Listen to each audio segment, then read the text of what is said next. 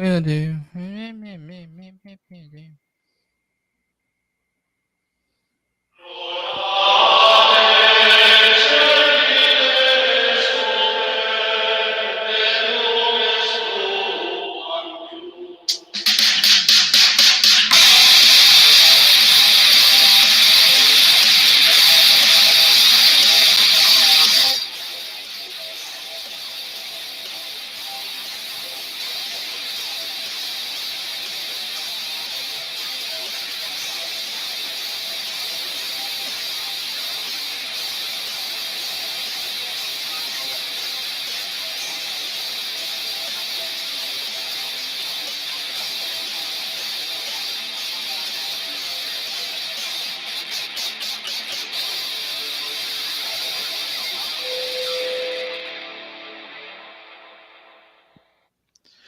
And we are live, and the doors of the Sanctum have been unlocked and opened for the week. Well, welcome everyone to the Sanctum Sanctorum. I am your illustrious host, Widow's Son, and with me right now is our awesome co-host, the Wanderer. Doc is here, but he's just not saying anything.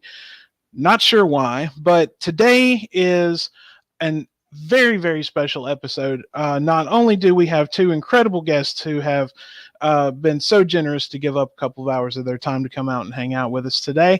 Wait, are they not here yet? Well, reveal. Right, exactly. Well, first, I would like to introduce our guests. We have Billy and Bran from the Geek Room, who have been so gracious to come and join us today. Guys, welcome to the Sanctum Sanctorum. Oh, thank you for having us. I feel violated already. It's good to be here. Yeah, you should. The human sacrifice comes later, so just wait for that. Oh, fuck. Don't let it be me this time. So if my pants turn into shorts, you guys know why. Or if your pants suddenly disappear, you know. Oh, you're definitely going to know why by then. But guys, just a few quick things, just real quick while we're getting started. We have reached 102 subs on the channel, and I want to just take a moment to thank everybody for your support while the show since the show started and now up to the point we are at now. It means the world to me and to Wanderer and Doc for all the love and support you've shown us over the last few months, and please continue to do so. If you know anyone who would enjoy the show, please send them a link to the channel, hit the subscribe button, get the notification bell on, all that good stuff, and come and join us when we go live. And we really do appreciate everything. And today is also very special for me. Today, a lot of you have heard me talk about my father in the past, and today is the 5-year anniversary of his passing. And so, the guys from the Geek Room have also several months back also lost a very, very good friend of theirs, a gentleman by the name of Trevor. And so today, this episode of the Sanctum Sanctorum is going to be dedicated to the memories of not only my late father, but also to Trevor. And so, just real quick before we get started, I would like to just take a moment of silence for my father and Trevor. So, everybody, just give us just a moment. Black people do coke.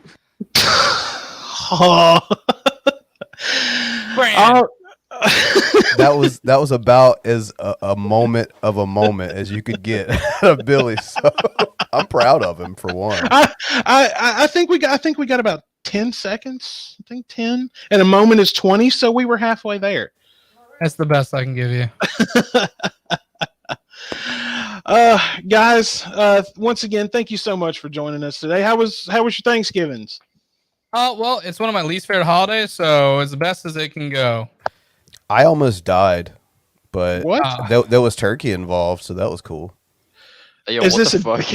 Is this a death by overeating, or is there a motor vehicle involved? Or yeah, these were my brakes failing the morning of Thanksgiving. So Rev was picking them up for Thanksgiving. Was it that, or was it Vaughn's Gods, or did Rev and Shanny's Hex go through? So I'm not exactly sure. Be the Hex. Because if it wasn't, you're just crazy. I would go with the Hex, possibly. Well, it failed. Or probably just staring at the photo of her for too long and then getting your eyesight fucked. He does have you there.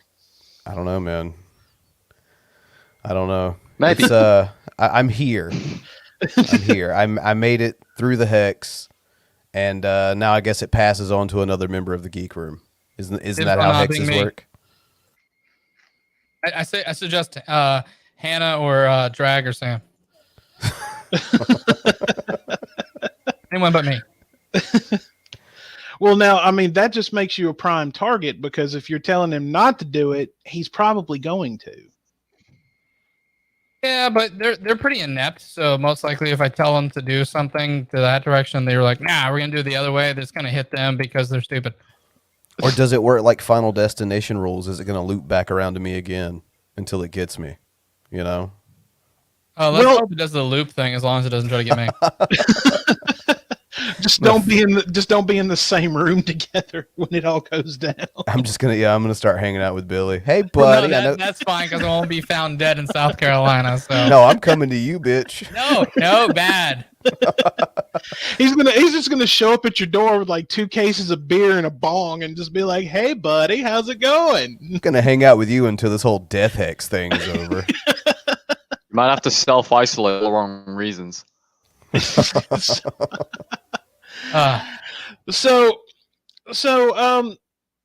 How did you well, Bran, I know you've been on the Geek Room for quite a while and everything, but and Billy's on there now, but how did the Geek Room kind of get started? Can you let us in on the lore of the show and the channel? So Frank and I actually went to high school together, so I've known him. Explains a lot, doesn't it? It does. It does.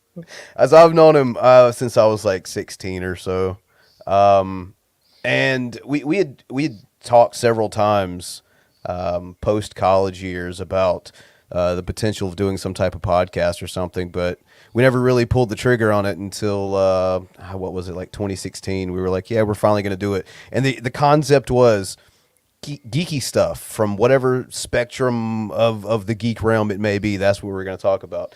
And even though we still do that a little bit, it is kind of morphed into just I guess making fun of lolscows now is what we do more than anything else. But yeah, along the way we picked up a Wild Billy and an Anna, and they have become valued members of the Geek Room. Isn't that right, Billy? Yeah, that's the first time you said that.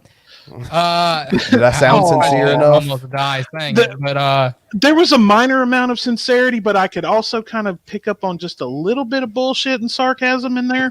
That's anything I say. My entrance came from the fact that Frank is poor and did not have a good enough computer to deal with someone who loved using the N-word. I'll do an email and say, he's an N-word. Guess which one? I'm not saying it.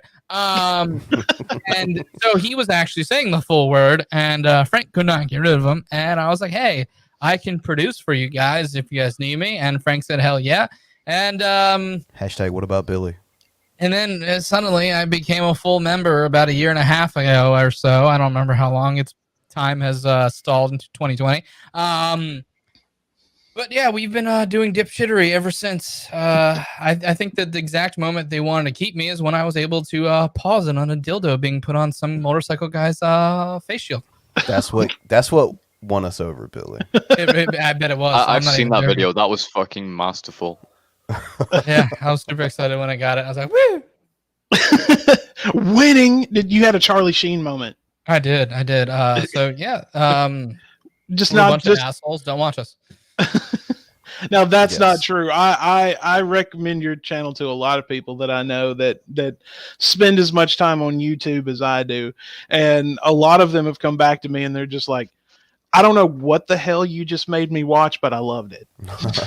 The ones that still talk to you after you suggest us? Yeah, the ones that still communicate with me. Kind of weird fuckery is he into? Right. And I was telling Wanderer last night, or just a few minutes ago, last night. Shit. I normally work overnight shifts, so I don't even really know what day it is half the time. I was telling him, I'm like, is it Tuesday? What? Wait a minute. I'm gonna have a dude moment. I'm gonna like, what day is this? So, are you employed, Mr. Lebowski? But no, I was telling him, I'm just like, man, I got to go on the show last night, and I was really, really pumped about it. And I started not to really say anything, but I'm just like, no, I've wanted to come on here and bullshit with these guys. And once it just kind of got started, I'm just like, yeah, this is exactly where I need to be right now. This because I had a blast. I really, really did. I had a blast last night. It's always predicated on how moronic these people we talk about have been during the week, and there was a great deal of it. So much, in fact, I don't even think we scratched the tip of the iceberg. So I guess Salt Mine tonight. Yeah, that's more or less for the Salt Mine show, because generally what happens on the Devil's Lettuce is you guys play 4 seconds of a video and then ignore the rest of it. The end. Yes. That's pretty much what happened last night, because suddenly we got to talking about D&D, and there was a picture of a G-Man video where he just looked so sad. He looked like that puppy in the pet shop window that no one wants to buy. It's kind of true though. He doesn't. It's just like he didn't have a crawl space to go back to. So Oh. Gotta be out at the park at 3 a.m. again. Oh, good old Gary Potter. And oh god, well, and then the and then all of the erotica kept going on like the entire time, which was absolutely hilarious. And Billy, I have to say that was kind of a dirty pool posting that email address like right there in the ticker, but I'm just like, okay, what kind of debauchery is this going to unleash? Oh yeah, and that's why I did it on purpose. And like, dude, when I ask you for something and you answer it correctly, you don't do that. I heard somebody actually tell Jules, it's just like, you shouldn't have done that. I think it was Bran that actually said it. Yeah, he definitely did. he knows what I'm doing. He's already hip and happening to my mad fuckery. Yeah, I saw Drees today stop mid-sentence and go, nope, not giving Billy that. So God damn it. I need more clips. He did say it. I was like, did you hear my I was like, did you hear my my sound clip? Because yes, I did, asshole. And I stopped myself from saying another one. Yo, can I just point out Hotman in chat? We need someone who can intercept dildos for us. Cyberpunk 2077. Like, that sounds like some sort of fucking plotline from Cyberpunk, dude. Dildo interceptor.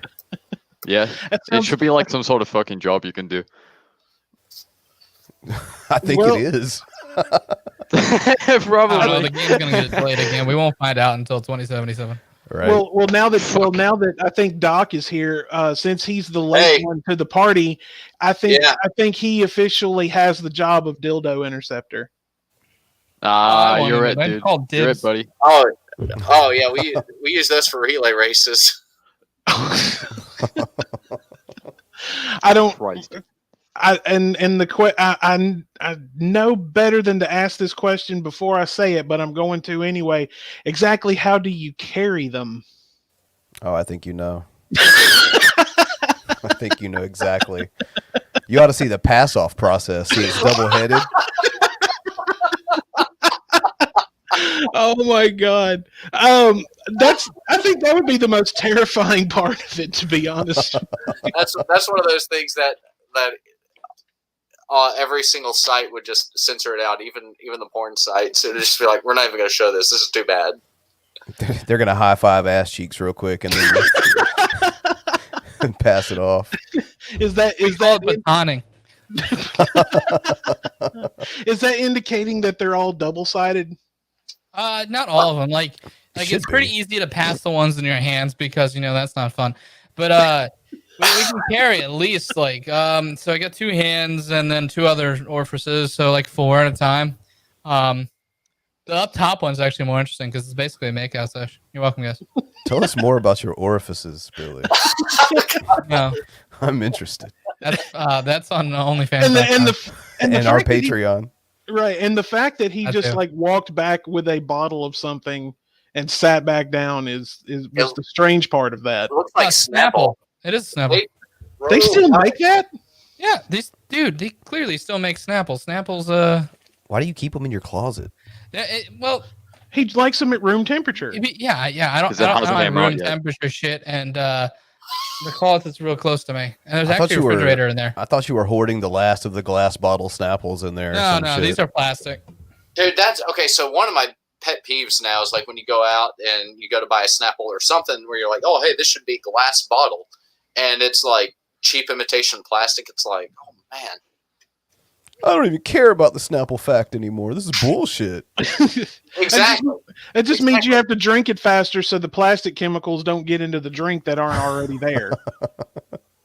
Just consume it. I don't care about the plastic chemicals, whatever. I'm like 90% plastic. What he says? Where will the relay racing be held? I think it should be held in a safe, secluded place, probably like Lithuania or someplace. I don't know. No, we're trying to hold it in Times Square this year, but they keep on telling us no. Hatman says, "Okay, we're connected. You clinch and I'll unclinch in 3, 2." You can't tell them the rules, okay? Bad Hatman. No, I think it would be more like a.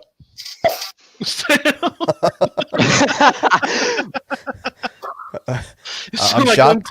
I'm shocked the sound is still so crisp after running with it up your ass for several miles. You probably wouldn't be doing much running with that. Says you. Right? George Carlin said you never seen a guy running like taking a shit at full speed.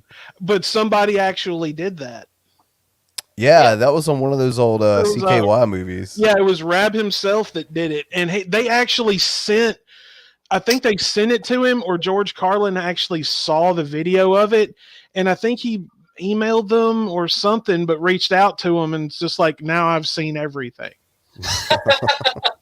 And I'm like, well, I mean, I've seen those videos multiple times over the years. Like, I think the first time I ever saw the first one was when I was in college back in like 2001, maybe 2001. And I saw the one where he was running, taking a shit, but then there was the one where DiCamillo like put shit on Ryan Dunn's face while he was asleep. Oh yeah, I would have murdered him. Oh God. And then he goes in there and like pisses on Brandon's face. And I'm like, because he was so pissed, he was just like, I'm gonna kick him in the face, or I'm gonna drop a brick on him or something like that. And I'm like, well, I guess the punishment does fit the crime. As I recall, he smeared it right next to his mouth. Yeah, and then he put the toilet paper in his ear. Yeah, that's an infection, bro. What the fuck? Right. Man, there were some things that they did that I was just like, those are not pranks. That's just like beyond level. That's an assault. Yeah. Exactly. That's what you actually call harassment or assault, ladies and gentlemen. So, like, now that we've actually given a proper like example of what that is, so you guys started out doing the show wanting to talk about like geek stuff. Bran, like, what are you like when it comes to stuff like that? What are you into, like, besides video games and stuff? Do you play? You played? I thought I heard you say you played D&D, right? No. Oh, okay. No, that was Irish Dragon and someone else that was talking about that last night. I am at my peak geek when it involves horror movies. Like, that's kind of my thing. Oh, hell yeah. Yes. Video games, horror movies. Do you play Magic? No. See, dude, I'll level with you. As close as I got to ever getting into any kind of like card game like that was like Pokemon in middle school. So I've never really been much into like anything like that either. To be honest, I'm kind of the same. My friends tried to make me play D&D a couple of years ago. I told them to fuck off. So you got something against guys who play D&D? No, it's just shit. I'm not that type of D&D dude. I don't retain the knowledge to access this power, dude. Also, my friend was annoying. All right, Wanderer, I'm going to need you to make a will save. So Roll for initiative. yeah, yeah, because it's going down is what it is. I don't know what I said. I don't know if that was accurate. I've never played D&D before, but I think I nailed it. Well, no, you were going to initiate battle, so yes, you have to roll initiative. So, Speech nailed it. 100. I guess. Well, I roll a natural 20 and confirm the natural 20, so I get to go first. Oh my fucking god, Ray Jace, don't do it, man. Don't do it, dude. It's gonna force So, me Billy, to play I'm D&D. gonna go walk in traffic. I'll be right back. I He'll played do it. Magic the Gathering growing up, but that's like as nerdy as I went. I'm myself, I'm like Bran. I love horror movies and video games. I still play Magic and Dungeons and Dragons, and I'm 39 years old. Yes, I know. Before the jokes and comments start to come, yes, I already am well aware that I am a 39-year-old nerd, and I'm very proud of that. Hey, I like horror movies too. Mostly one thing like I'm a big geek for is music. Like that's always just been my big thing. Oh yeah, Yeah. Nickelback is the shit, right? We are anti Nickelback in this. Oh, okay. on this Well, show. If it so ain't since, typo negative, it ain't shit. Nickelback's Nickelback's the Vince Vaughn of Psycho. Well, Yeah, go fuck yourself. don't let Widow deceive you, man. He cranks Celine Dion when no one else is around. Hey Doc, you can go fuck right off is what you can do. You're the guy who like worships at the altar of Steel Panther, for fuck's sake. Yeah, all right, boys, calm it down. I can outmatch both of you here. I listen to Weezer and I'm okay with it. Hey, I like listen to- Weezer. Yeah, the Blue album, dude. Oh, thank Blue fuck. album's I thought I was great. gonna get berated just like those kids on fucking Instagram. Look, We're old farts. We're not on Instagram. Weezer went to shit after Pinkerton. That's all I'm gonna say. Hey, the Green album wasn't bad. Come on. I didn't like Green Album personally. I It didn't either, wasn't man. bad. It wasn't didn't- bad, It wasn't no. bad. I just really didn't like it much. The Blue Yeah. album is superior to all of them, though. Well, Sure. I do feel Blue Album a lot more than any other one, to be honest. See, the Green Album to me kind of reminds me of like the early 90s or the late 90s fucking Godzilla. It was a decent movie if it wasn't named Godzilla. If it wasn't Weezer, it would have been a decent album for everyone else, but they're comparing it to the Blue Album and they shouldn't do it. Yeah, they the should have. Blue album is hard to top. Oh yeah, like they should have. People don't let albums live and breathe for what they are instead of comparing it to everything else. Like, listen to the album for what it is and then make a determination. Yeah, there's certain bands that try different shit and then people freak the fuck out. But if they stay stale and do the same shit over and over again, people freak the fuck out. There's no right answer like at all. Well, now I can contest that with one band, Slayer. Yeah. Well, they're Okay, yeah, we get it. You're a 39-year-old nerd and you like overrated bands. Yes. Oh well, now wait a minute. Slayer has never been overrated in my opinion. They currently are. Actually, they're currently retired. No, just because they're retired doesn't mean they're not overrated. I don't know if I'd say they're overrated because I don't know if they ever really hit that mainstream level of just constantly. The reason I think they're overrated is because of like the gatekeepers always use Slayer as like their post in the sand or their flag. Just like this is like what everything needs to measure up to. Like if you read any metal magazines or anything like that, they always try to measure everything up to Slayer. Yeah, but you kind of have to take anything that Metal Sucks or Metal Injection says with a grain of salt because those guys, they crap all over everything. Also, watch the punk rock NBA. That dude's fucking awesome. Yo, I love that dude, man. One of my friends just discovered him after I've been watching him for a few years now. And he was like, man, you got to check this guy out. And I think, like Finn, he's the thing I like about him is he's fair about all of his criticisms. So, like I saw one recently they did on butt rock. Oh, Yeah. that one was great, but I think he completely misinterpreted what that actually means because butt rock is exactly what it sounds like. I like how he won't touch what the fuck's the name of that fucking band? Oh, that crazy ass guitarist. Pantera? No, it's a newer metal band. Are you talking about Polyphia? No, like they've had like 3 singers in the last like 4 years. Dragon Force? No, it's No. way newer than that. Dance Gavin Dance. Yeah. I've never heard of them. Well, there's a reason that people like Finn McKenty won't touch them. They have just such a crazy ass fan base that if you do, it's just gonna be like ridiculous in your comment section dealing with dipshits. It's like kind of the same reason we don't talk about whatever her name is, God or fucking goddess or whatever the bullshit that some dipshit tried to tell us to talk about yesterday. Fatty Gold. No, not Fatty Gold. The other one. Something is angel. Something is God. Something is something. I Nah. don't fucking know. Whatever. Dipshits. We don't talk about certain dipshits because there's no point, and you're going to be dealing with just a massive influx of dipshits. No, See, talk I think about It's our like K-pop with dipshits. extra steps. So what you say, Wanderer? It's K-pop with extra steps. Or you can say K-pop with talent. Take your pick. I'd never thought in my entire like lifespan I would hear somebody say talent and K-pop next to each other.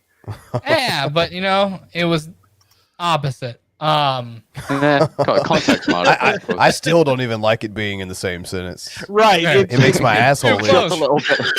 I smell a bit of heresy in the air, to be honest. I think Bran got an instant hemorrhoid from hearing I that. did, man. My asshole instantly got deeply itchy. Like I don't even know what to do. You know what me and Bran call hemorrhoids? Shanny? Speed bumps. I thought that's what Rev. Poppy, get extra lube. I thought that's what Rev called the kids outside of the school when he goes to pick up Shanny's kids. Oh. Wait, she has children? Oh, she has 2 kids. And a cat. One of them is a cat. The other one is a person. My one of the deepest other sympathies kids- go yeah. out to that. You know that cat. You know that cat has to hate living in that house. Well, That cat. it's black and it's named Watermelon, and probably doesn't because it's so messy in there. There's probably a lot of mice for it to chase. No, See? I didn't even That know was that, basically 'cause, like, feral I'm kind of again. like a rookie. I'm kind of like a rookie when it comes to shiny lore. Like I don't know much. I was only introduced to her on this show, ironically, a couple of weeks ago. Yeah, Stay Um, there. Stay well, see, there. what we did was every once in a while we do just little segments that we come up with. There's a guy like I mentioned last night because somebody was talking about G-Man getting this channel taken down because everybody's reporting it, and rightfully so. He's And toxing the fuck out of Drag and his kid.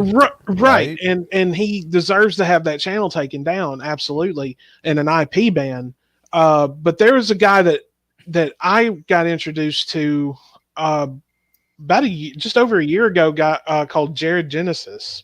Oh yeah, that guy. Yeah, I know who that is. Yeah. Okay. Yeah. Good. Then. Yeah, okay. Good. Then we don't have to go over the lore of the No, we're good. disgusting pedo man with the awful mohawk and receding hairline and looks like he's about to give birth to either a baby elephant or a keg, one or the other. But his martial arts skills are off the charts, dude. Oh man, dude, his tarred foo can go and fuck off is what that can do. Yeah, he's pretty badass He's in a front of his skilled. elderly Nah, dad. he's a badass fighter. I could see him like fucking Mortal Kombat or some shit. He could do Dude, some moves. he got his ass kicked by Jason David Frank's underling. I suppose Like- he I also don't know who smells that pretty is. bad, and I can You're just smell him saying through my names. computer screen. So you're kind of right That's there. the Green Ranger, bro. Yeah, that was the Green Power Ranger, dude. Oh, was it? Yeah. Why the fuck would you know his actual name? I'm shocked you don't know him, considering he was also the White Power Ranger. Get it? White Power. I was I a only big knew fan who I of was the until Blue I put on the Ranger. map. Now, I was a big fan of the Blue Ranger for 2 reasons. My favorite color is blue, and my first name is Billy. So, yeah, I was. is there like Yeah. a deep seated love there also?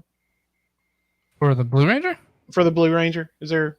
Are you making the joke that he got bullied off the show because he was gay? Is that what you're going He with? did, didn't he? I remember. Oh, I didn't. about that. Oh, I didn't know that. I was talking about you, Billy, not the one guy who played him. Also, okay. by the way, Billy, his name is David Yost. So what the fuck you Is got it? to say about that? I don't know, dude. I was a just huge cared about fan his growing up. stream name, his character's name. I didn't give a shit about his actual fucking name. I got to meet. Oh, go ahead. I'm sorry. I didn't know people actually knew their names. What was the Yellow Ranger's name? Oh, I'm asking. Nobody knew who I was until I put on what the was mask. What was her real name? Yeah. It was like Dwight Yang or Thang or something like that. You could be lying or just being racist. I can't tell. She died. She actually died a few years ago. Yeah, I remember her. It was she died in a car wreck, I think. Yeah. That fucking sucks. Pink Ranger. I had a crush on her. Yeah. Me. Black Ranger. I actually met the guy who played the Black Power Ranger. I'm having to think about this one. It was racist. fuck, what was his name? And then he took too long. Cancelled and banned off Twitter. He black. We got black. Black Man is Power Ranger. That's why I had to stop it because it's gonna say an office and nah. Well, if it helps, I don't know the red one's real name either. Oh, I can't remember it either. Honestly, Actually, I am racist. It just hit me. Austin St. John. Fuck. Red God damn Ranger. it. So the only one you don't know is the black guy. I want to say his last name starts with a J. That's about as far as I can get.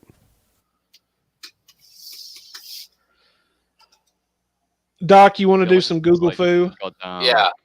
Black Walter Jones. Fuck you. Wait, did you come up with that or did you Google for it? I will put my seat on the Geek Room on the line. No Google. Well, even if you lose that bet, no one's gonna be enforcing it. Yeah, just no one's gonna watch anymore. Nah. I'll take his place. Me and Doc will take his place. Ass. I mean, you guys are. Wow. Yeah, he was. Wow. I actually feel kind of loved for once. Oh Doc, man, what's your Golly, Google foo? these names. Okay, so I looked up the Black Power Ranger, and You need to. It's from the original series. Don't worry about any of the other ones. It is. He was played by Walter Emmanuel Jones. Brand got it. He's Told got you. two. He has two. Wait. If y'all, without looking it up, if you can name his two martial arts styles, you will be a huge I don't Power know. Ranger fan. Yeah, I have no clue. One of them is karate, and the other one is, get this, hip hop keto. What the fuck is hip hop keto? All right. Dance. It's like dance fighting. Well, I think it's a made up style because I've never heard of that. There's like hop keto. There's an actual form of dance fighting. Like I know. Well, that's called. They've got, but that's called breakdancing. I was being a smart ass. Go ahead. Yeah, dude, I No. specialize in the Yeah, it's only the sport Power I Rangers get made up to. for the Power Rangers.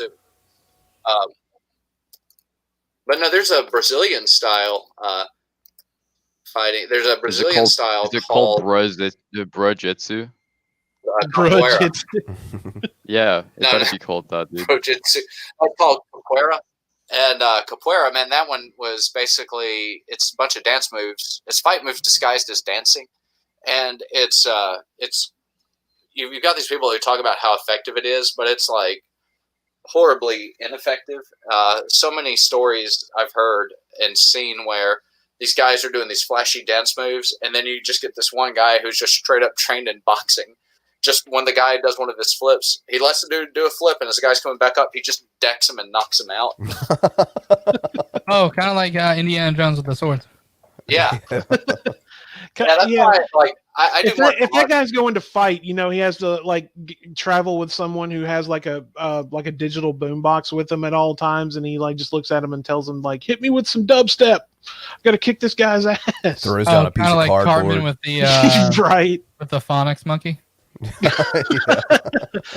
Monkey phonics. Dude, it's so so funny, man. You get these people who like, you can go to YouTube and just look at people who are giving you like horrible self-defense advice. And Ramsey Dewey is a MMA trainer over in China, and he sings the praises of traditional martial arts. But one of the things that him and his fighters will do is they will look up women's self-defense videos on YouTube and then try to do them, and they just are like just horrible pieces of advice. Well, look, the only advice that they need to be taking is, that's my purse. I don't know you, and kick them in the balls. All right, Bobby. Oh, I that's think my the job. best thing you take is if you see someone like looks like Bran, run. Well, you if make you that can joke, stifle your boner, that is. but you make that joke, dude. But the one thing people don't realize is that being fit enough to run is sometimes the best defense you can have. I mean, just running away at top speed could save your life more than beating the crap out of someone. And that's very true, but this is also coming from a guy who does DDP yoga. Yeah. I ain't ashamed to admit that, because I admit it every week on here. I'm actually ditching the gym right now and going back to it so I can continue losing the additional 20 pounds I need to lose. Well, it's worked out for a lot of people who probably would have a immobile life at this point. I'll say that. Oh, right. I mean, I'm not hating on it at all. I just like to pick at Doc about. Oh yeah, for sure. I like to say that he just like any object in his apartment that actually stands vertical, he just runs up to it and hits it with a diamond cutter. For you youngsters, that's an RKO out of nowhere. Actually, that would be a stunner without the kick, which is essentially what the RKO is. It's all a 3/4 cutter, essentially. Yeah, it's all the same. I mean, the only difference is the name and whether you're wearing those trunks or tights. Or jeans. Pretty much. Yeah. I mean, honestly, if I were a pro wrestler, I would like make it look like I would have lightning on my pants, but then the lightning would be emanating from my butthole like a big fart. You would just come out yeah. He would just come dressed out in a big rainbow is what he would do. No, I hate all those colors put together. Like, I see like the rainbow stuff that we grew up with kids, like, and that's still like when I see like the rainbow unicorns, like just all of those colors like mixed together in that way, just kind of, it's like an eyesore for me. Yeah, like, that's my eyes. Also reminds me of 100 Gex. Yeah, Okay. Seeing like an actual rainbow, not the same, or seeing the rainbow flag, not the same for me. But if you see it and it's like those pale pastel rainbow colors, that just looks like a unicorn vomited on you. Yeah. Oh, so your problem is the color scheme, not the colors itself. Exactly, the color scheme. Like, it's like pastel, like regular rainbows. Are you gonna? Oh wait, are you gonna start? I'm not okay with. I'm okay with regular rainbows, not pastel rainbows. Okay, Like, I was gonna say, are you about to okay start with hating? Are you about to start hating on the Dark Side of the Moon album cover? Because if you are, I'm gonna fire you. No. I'm not gonna hate on the cover, because like that color scheme is fine. The problem I have is when it's like a pastel rainbow. Any pastel colors can get fucked. Exactly. Well, Doc likes to wear plaid mostly. Well, because I'm going I so love me fast, I go to plaid. some pinks and turquoise. So I'm a very brightly colored man. We know you love your pink, Wanderer. Yeah, it's just the way it is. I feel very judged. Well, okay. Well, now since we're talking about the diamond cutter, the arcade. An example of a color scheme, a rainbow color scheme that makes me want to vomit. God. I don't know if someone can get that. I've got a question. What do you think of my pink power armor? Is that an eyesore to you? No, your pink power armor is fine. That's good. Thank you. You've answered correctly. I clicked the link. That's garbage. I feel you there. See, thank you. Like that, I see that, and it looks like unicorn vomit. Like that color scheme. Or would that be an actual unicorn fart? Let's see.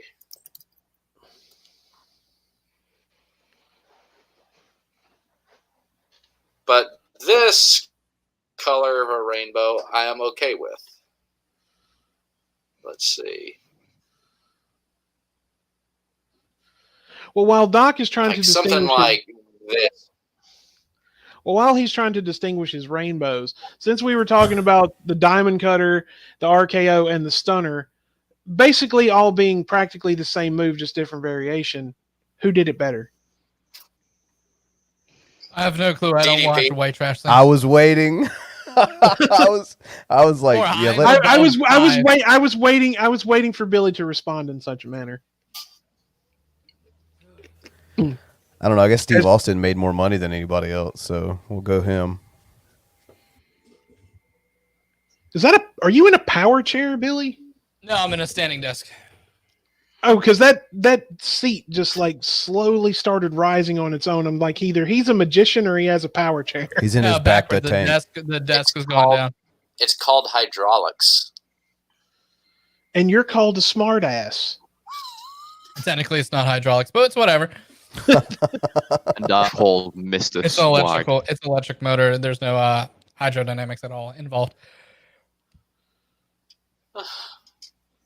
It's Tell all us right. more. You can be wrong sometimes, Doc. It's okay. Your world is not going to shatter. Nah, fuck It that. probably is. You should probably walk in traffic It's over. in Minecraft.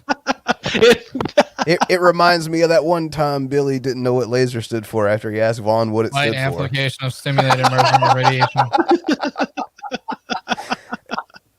He's got it now, folks. Right. Eat a bag of dicks. So for the next segment, let's talk quantum computing. Yeah, let's do it. I have a lot to Fucking no. contribute. Brand's just going to sit there and just be like, what the fuck is wrong with these guys? I like string cheese. What's up with your string theory? Let's see if I can bullshit through this live in front of people who may know. It's like, I prefer the sharp cheddar versus the mild cheddar. There's the string theory for you. Hey, wonder. Oh no! If you're grabbing the sharp cheddar, you're a fucking heathen. You need to grab yourself an American like a goddamn adult. Hey, Draw the line. Wanderer. I'm about to leave. Yeah. Wanderer, are you there, man? So Yeah, have I'm you? here. Speaking of computing and stuff like that, have you dealt with any? Looked at any quantum computing or anything like that? Fuck no, man. That's way beyond my small, tiny brain thing. Hatman says when his desk starts rising, you have to wonder. Oh yeah, dude. If I can power it by my wiener, man, I'd be a way happier fiance. None the Power wheels. No. nonetheless, dog. No, Billy does cock push-ups. Oh, I wish. One a day. What were you saying? The Wanderer? one. I'm gonna snap your dick, man. I mean, if heavy Jack ass. Black can master it, why can't Billy? Because Jack Black has a massive not enough dog. of a member.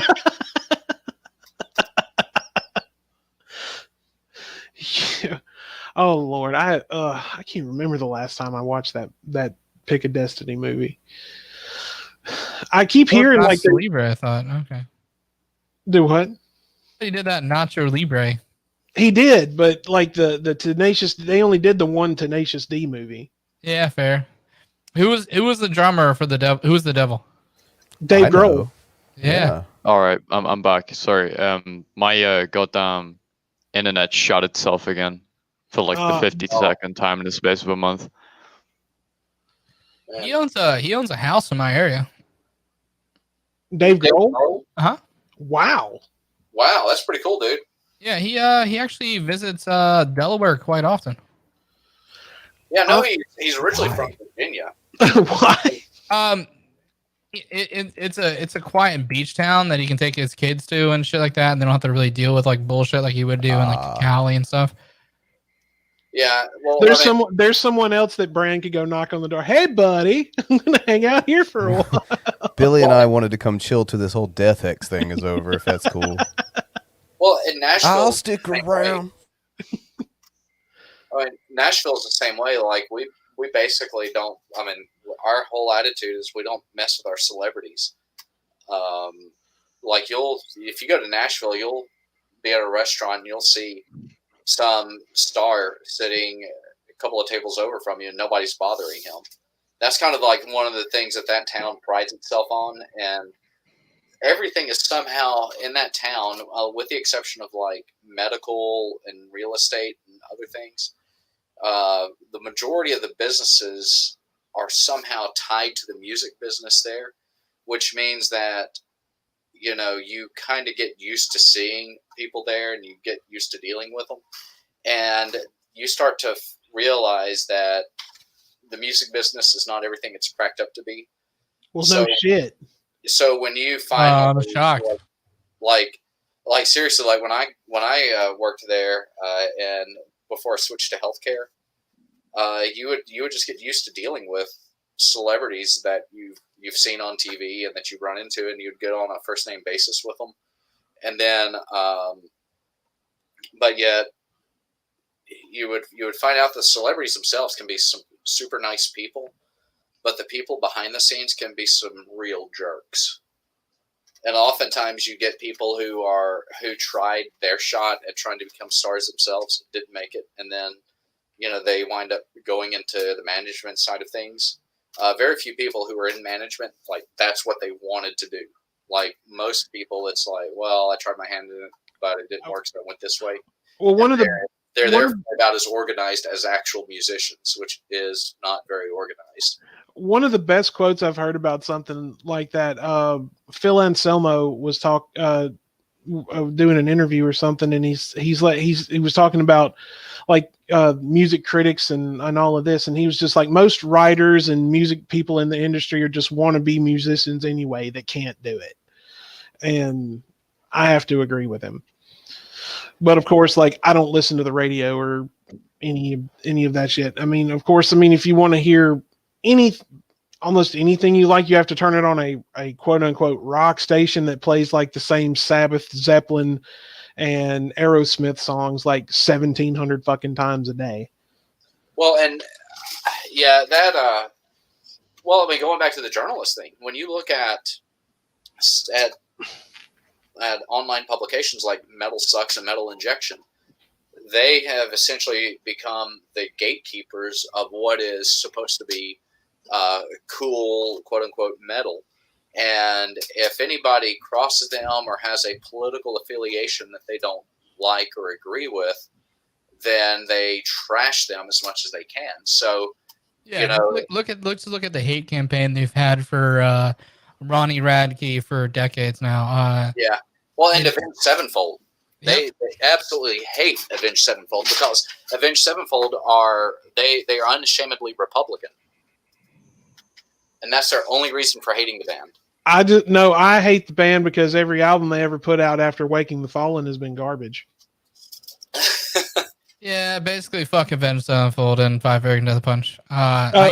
Five Finger Donkey Punch. I absolutely hate the let's go with Monster Energy drink fucking metal bands.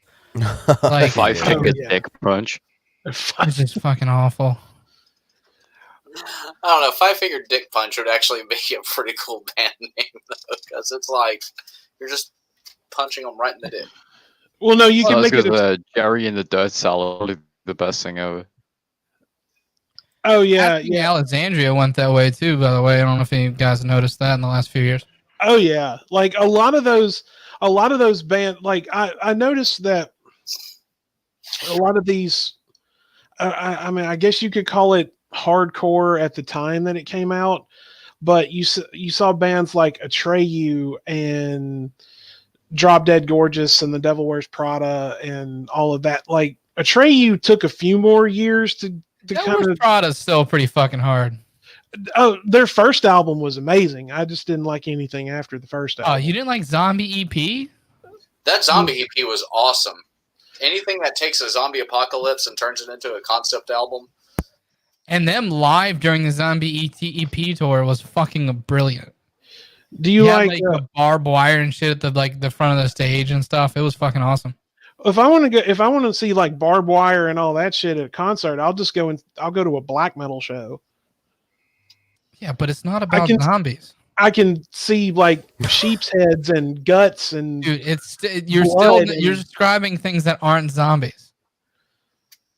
No, I'm describing things that would be like pictures of blasphemy is what I'm doing. Yeah, but I was talking about zombies. It's like the zombie show, sir. But we haven't answered, are zombies blasphemous? Well, technically Jesus was a zombie, so no.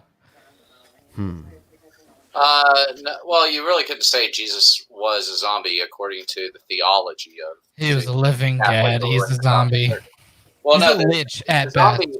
Was he a Dracula? Was he a zombie vampire? is a reanimated dead corpse, and that's and it's still decaying. Well, like within Christian so he was a lich. Christ is not decaying. Christ is like his body is like renewed and restored. And with a zombie, if you shot someone and they died and turned into a zombie, you would still see the wound. You would still see the blood oozing, and their body would still be decaying. Well, you still had the holes.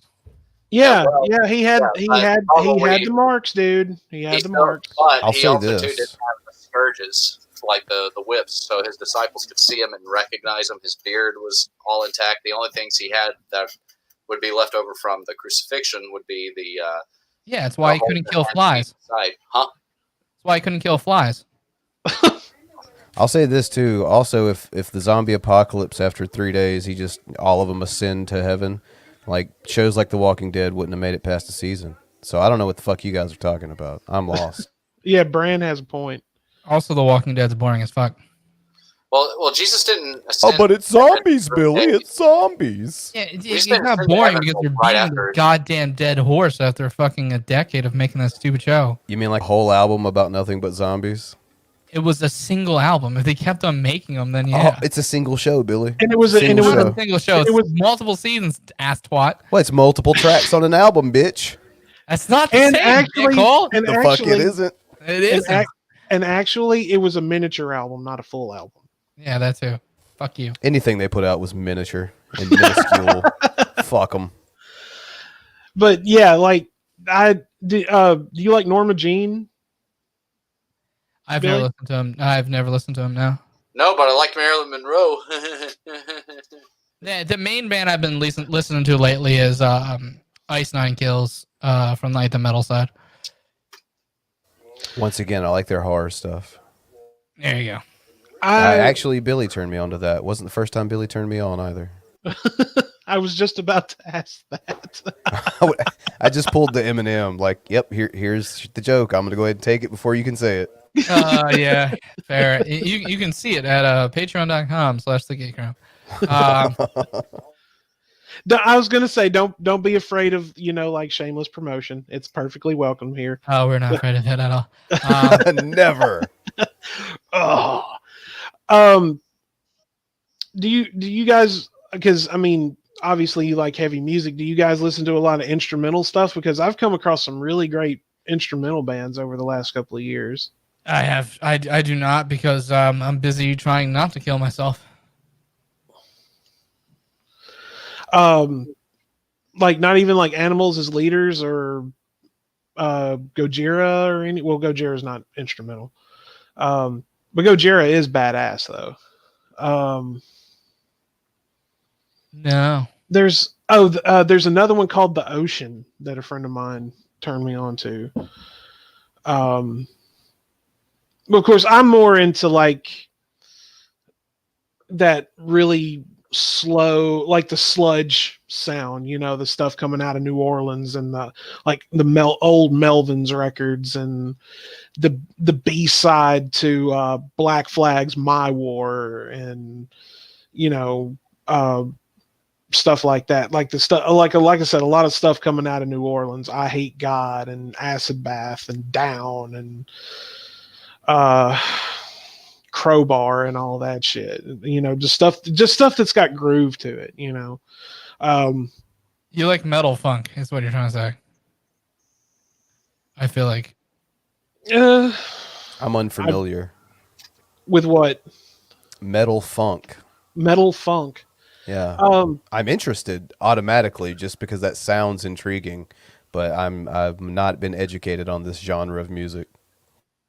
There's a it's kind of, they're, I guess you could say they're like more of a hardcore band, but they are it's a band called Candiria, and they're like a like jazz metal hardcore like mix, and they're fucking badass. Like that's seriously one of like just the coolest like mixtures and concepts of like heavy music that I've ever come across.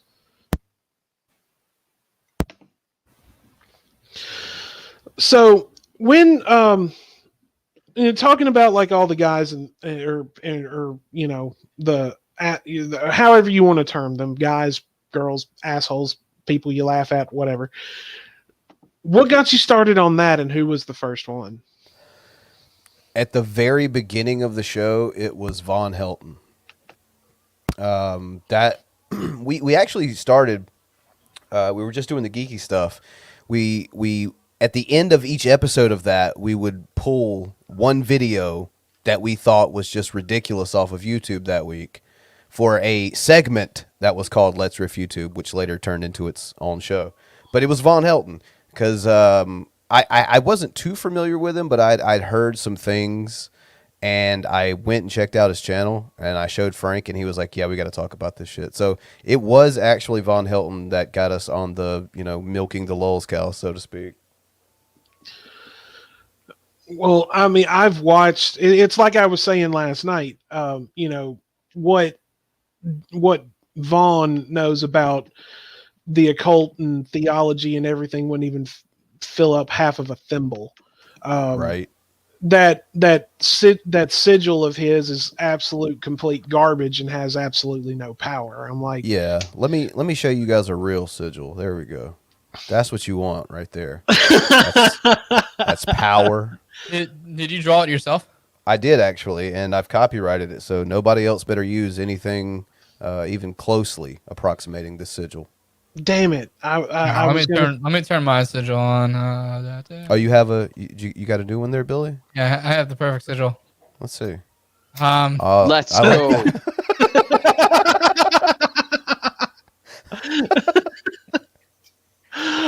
Perfect sigil. I like it. I like it. Who was it that had them two as Woody and Buzz? Oh, that was you, wasn't it, Bran? No, not me at all. Yeah. At the top of my loud and beyond or something like that. And I was going to say, make sure everybody's speaking to as top as they loud so everyone can hear. For sure. To the top. So when you're white trash, you have like two different things you're trying to say at the same time, and then you're like, nope, I'm gonna say them both at the same time. So she screamed at the top of my loud. Not to the top of her lungs or as loud as she can, but to the top of her loud because she's smart. It's all that fat in her brain that makes her smarter than us. I wish that wasn't a thing. Her third eye opens up her knowledge hole a little bit more. I asked why they haven't paid a rat to chew it off, and then they kicked us from their stream. I still don't know why. Oh, the one, that one where Billy popped in and then Frank and Bran took over was absolutely amazing. That was a fun stream. I was shocked man. at how many people hadn't seen it because it happened months ago. I came across it at one point, but then I couldn't. I was going to go back and finish it, but then I couldn't find it. And she nuked her whole channel of videos. Yeah. And the fact that, and see, like I said, I introduced Wanderer and Doc to the horrid, evil world of Rev and Shani. You're not a very good friend. Just so, I know I'm such a piece of shit. Yeah, you're pretty Ron for that. Yeah, I know I'm Ron, but I have to stay strong. Okay. Yes. We're very Lon. Take a deep breath in your lungs and let it roll out through your tongue. I hate the fact that we can keep on going for a few minutes. I was just about to ask, is that a metric ton? Yeah, well, you know, the haters are going to come out swinging, so just be ready. I've actually told Wanderer that he should take his laser cannon and go remove it for her, but he refuses to do it. That might qualify as a public service work, you know? Wanderer, are you there? Oh, he's on the way to get that motherfucker. I think Call me the Wanderer. I think his internet may have taken a shit again. Yeah, I believe so. Doc, are you there? I am, but I need to step away for a minute. Okay. All right. So now I can understand doing the segment at like the end of the show, but did you think like is that why you guys kind of like did the different parts of the Geek Room, like the Devil's Lettuce and the Salt Mine and everything like that? Was it specifically to be able to do all of this like in one show, like every week or whenever, or like to try to separate it? But it kind of seems sometimes like it all just kind of runs together. It's just different. Oh yeah, for sure. Like at this point, basically the Devil's Lettuce is, we're going to laugh at some lulz cows, open hangout, everyone jump in, let's laugh and mock these people. And then Salt Mine, it's like, all right, we're going to have this group of people and we're going to be really mean. and this is not give a fuck. Yeah. And then Let's Riff is pretty much anything and everything off YouTube. Lulz cows, news, whatever may be in there. So they're distinct shows, but they all, basically cover the same type of topics. I think I guess more of our geeky stuff is over on Twitch now. I've been meaning I want to I sub to the channel and everything, and I want to actually like join and support you guys and all of that, but but you're rocking a Chromebook. Dude, I'm getting used to Twitch myself. It's not something that I just go to and like check and see what's live or whatever. So, well, like I've wanted to do like a subscription on YouTube and everything, but money's really tight now. And I said you have a Chromebook. Oh fuck! I feel the shit out of this conversation. We all can't have a $7,000 gaming system, Billy. Yeah, we can. Billy. You just gotta buy my book. It's $7,000. It's called Buy Me Another $7,000. Buy me a second tower to daisy chain to my current one, and give me ultimate power. Yeah, basically. So everyone in the chat, buy my book. It's paypal.com/TedAJedi, and I'll send you some blank pages. Like fill them out. He won't even put them in book format. He'll just send you blank pages in a Nilla envelope. See, what it is you have to be your own hero. That's the moral. Billy's telling you. No one's going to do it for you. You do it.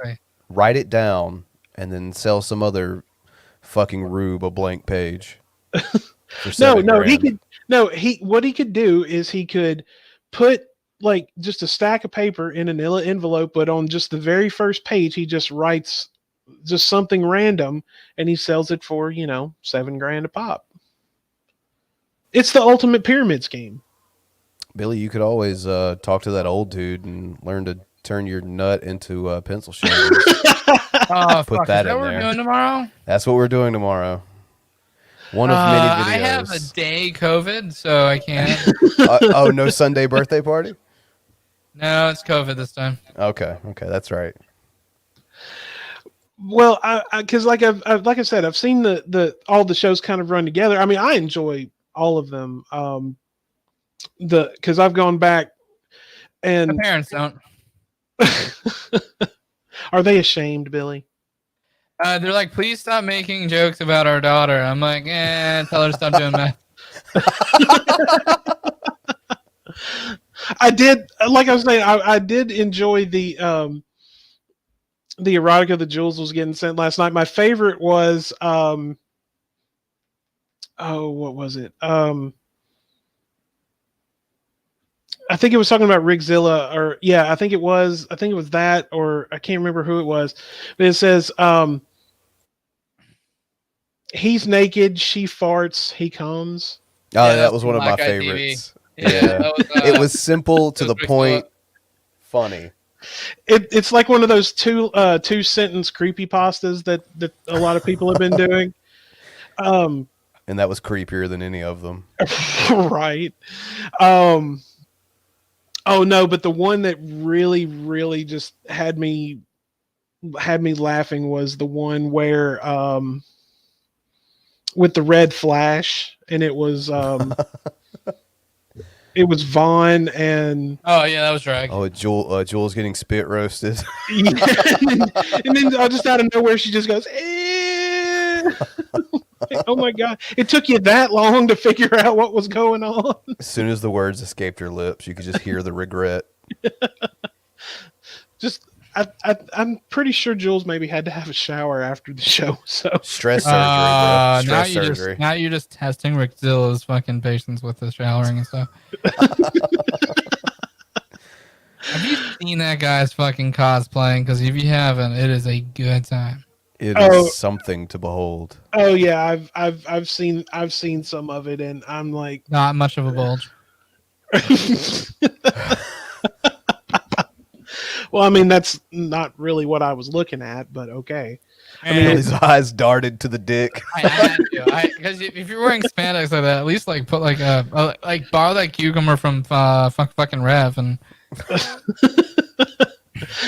Or I was going to say attempt to look like, you know, some of the guys in the bands in the 70s, you know, that were, I mean, wearing pants so tight you couldn't help but see it, you know, like fucking Robert Plant and David Lee Roth and all that shit. I mean, come on.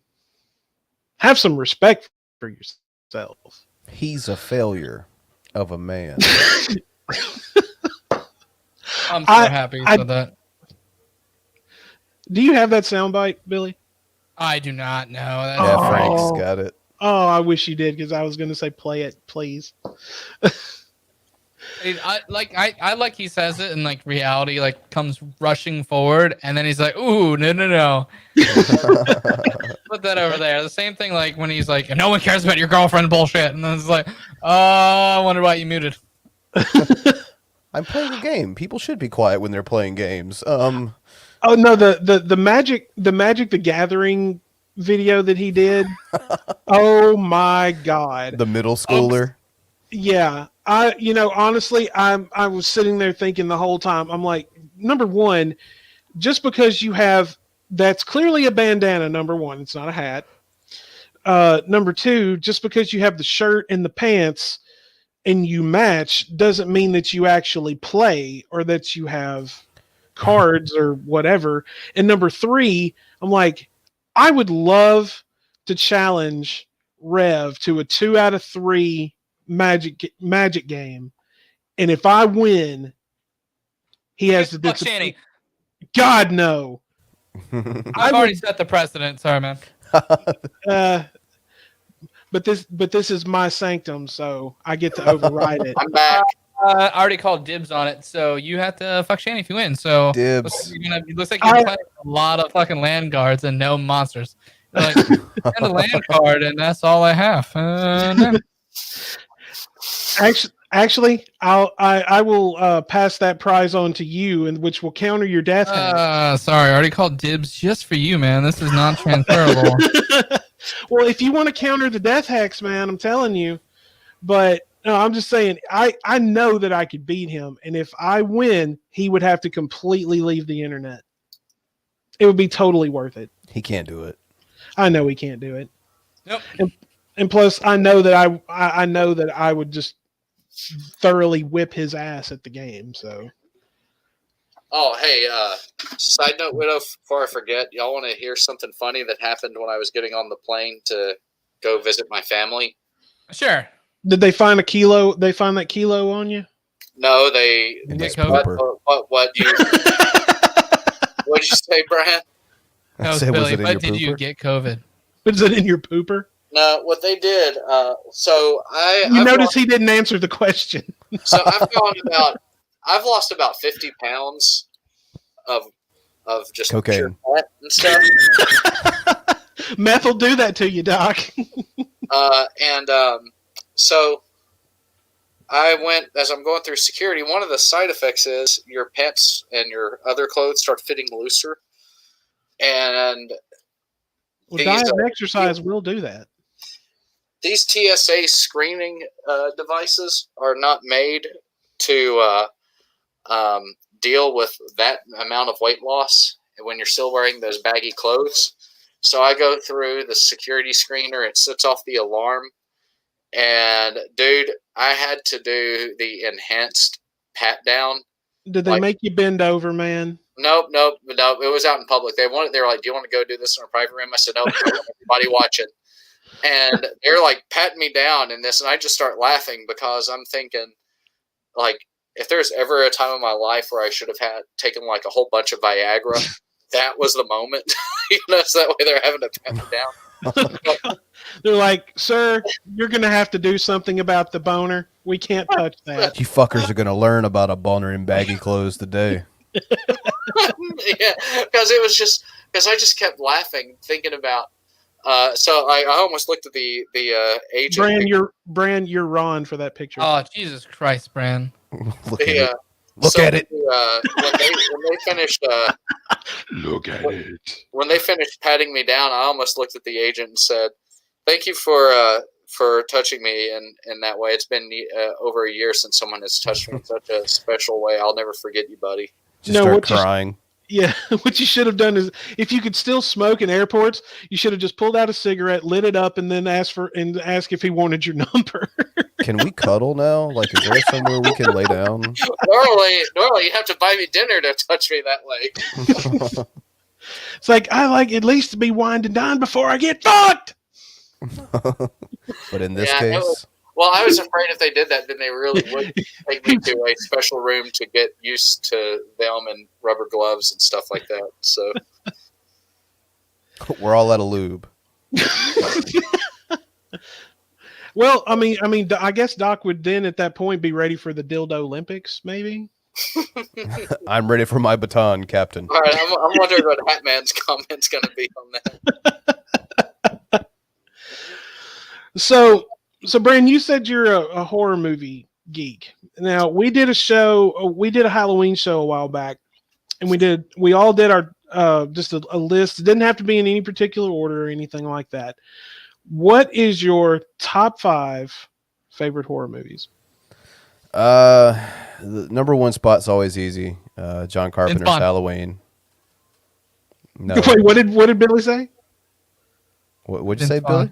I said Vince Vaughn. No. That's exactly what I thought you said. See, Billy knows I have an issue with the Psycho remake and Vince Vaughn, so he likes to play on that a lot. But he was watching Angels in the Outfield when that came out.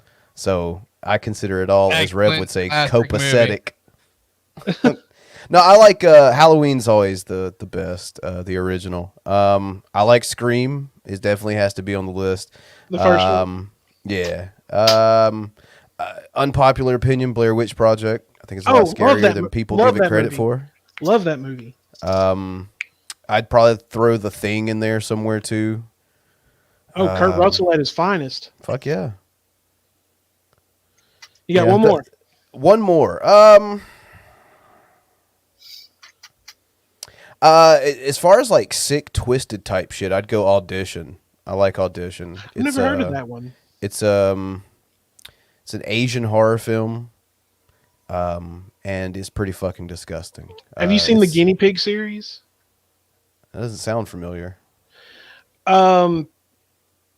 Let me put it to you like this. This is a set of Japanese horror movies that are extremely graphic, extremely gory, and one of the stories behind them is that apparently Charlie Sheen found a copy that someone had left in a hotel room, watched it, and called the FBI thinking it was an actual snuff film. Holy shit. And I'm like, if Charlie Sheen is calling the FBI about a movie like this, then it has to be pretty bad, and I must see it. That's kind of one of the reasons even if you don't like the Blair Witch Project, you have to appreciate the promoting behind that film, like the commercial. Like, people bought hook, line, and sinker at, like, really when the internet was first starting to blow up. This internet campaign, people bought it hook, line, and sinker that you would think are average, intelligent human beings still believe that the families would agree to release this into theaters for whatever reason. But, like, it worked. Like, they spent, what, $16,000 on this fucking movie and made millions.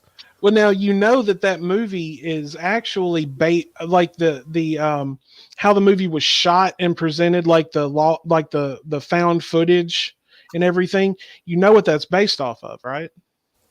As far as what? Like another movie, like where they got the found footage idea from. Well, there's two that come to mind. One would be. Come on. What was the one about the Jersey Devil? Is that the one you're talking about? No, I'm talking. Or are you talking about Cannibal Holocaust? Oh, yes. You and I can now be best friends because you know of this movie. So there was Cannibal Holocaust, and then there was the one I was talking about was The Last Broadcast, which came out like a year or two before Blair Witch.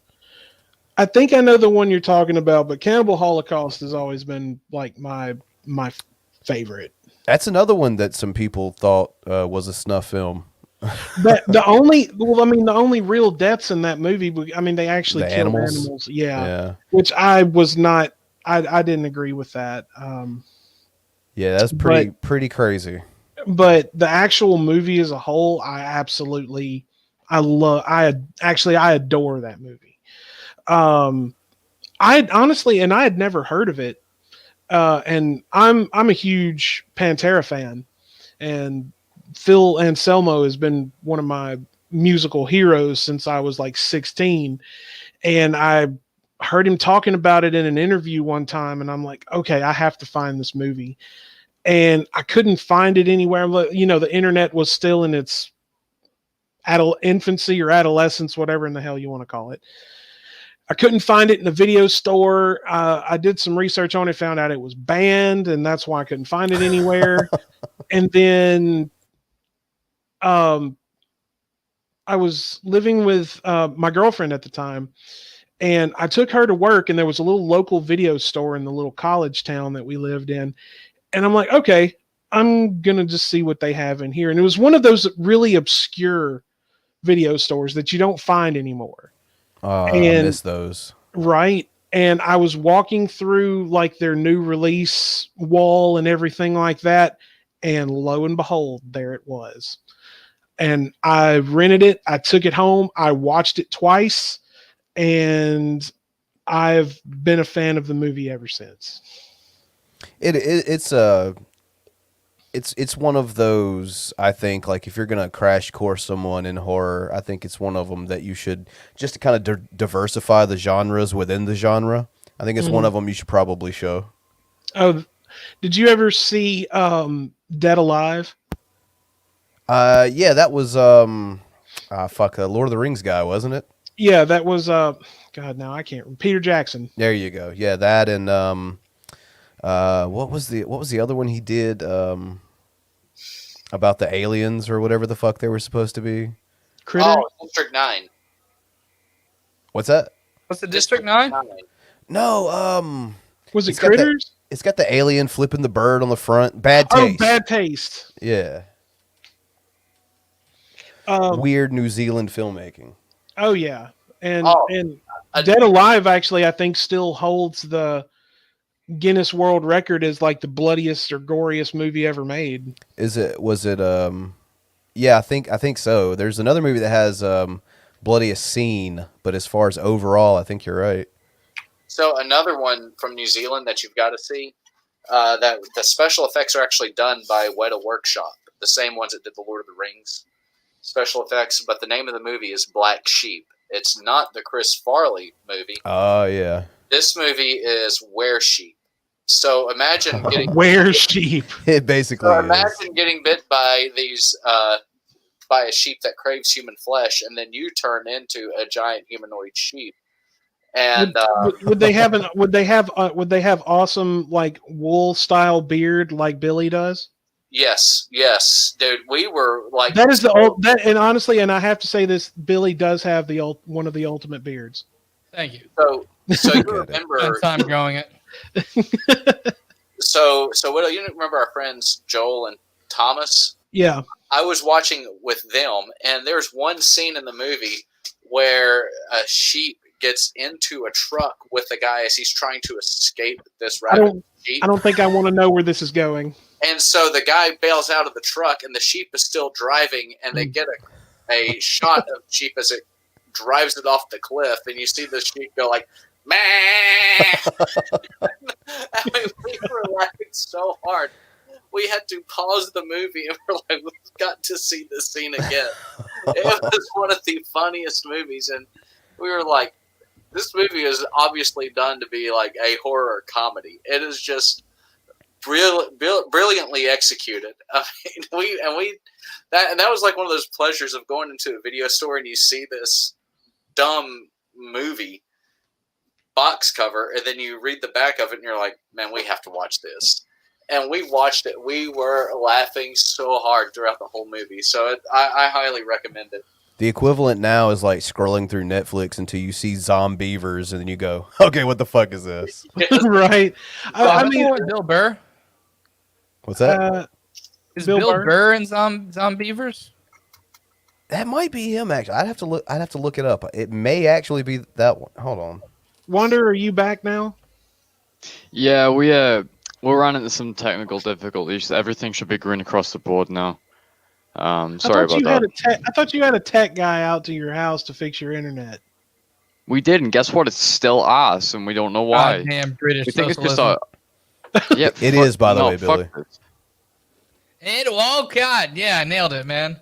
Because I finally got a horror reference down right. the thing is, right? I'm proud of you. We got it fixed. But it's our old ass house. Our house like survived fucking World War I and II and shit. It's old. It's old as hell. This house. Yeah, so, not if my grandpa had his way. I wish I I'd was heard the pretending build like up my to grandpa was a Nazi for a second, but no one got the joke. So I did. I just didn't want to say it. yeah, I didn't want to laugh because that's my house, and I've experienced the pain of like a creeper like blowing up my house on Minecraft. I can't imagine what that shit's like in real life. So, probably not great. I wouldn't recommend it. Yeah, I'd imagine. Very Yeah, bad. Very bad. Probably, you probably feel pretty shit. Anyway, So Bran, have you seen? There's one that I was going to mention to you since you told me you're a big horror buff. Have you seen The Devil's Reign with William Shatner and Ernest Borgnine? That sounds familiar as fuck, but I don't remember anything about this movie.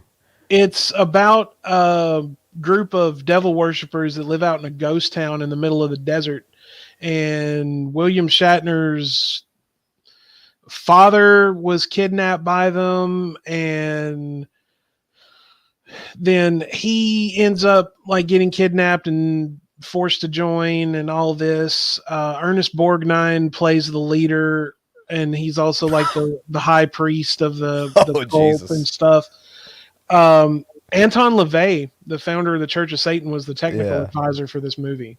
Oh, really? Yeah, I mean it's Yeah, really, he has a keen eye good. for these things. Oh, of course he does.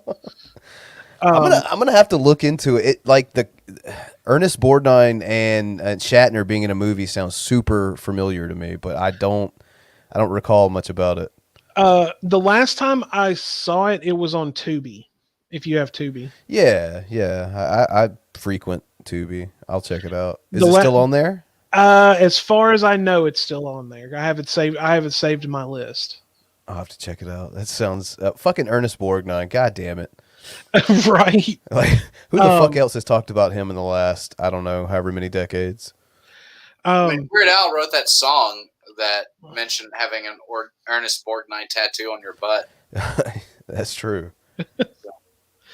I don't know. I always thought one of the funniest references to a butt tattoo was from Law and Order SVU, where Munch looked at somebody and says, what are the odds that you have a tattoo of Senator Joseph McCarthy tattooed on your ass? And I'm like, that's a good question.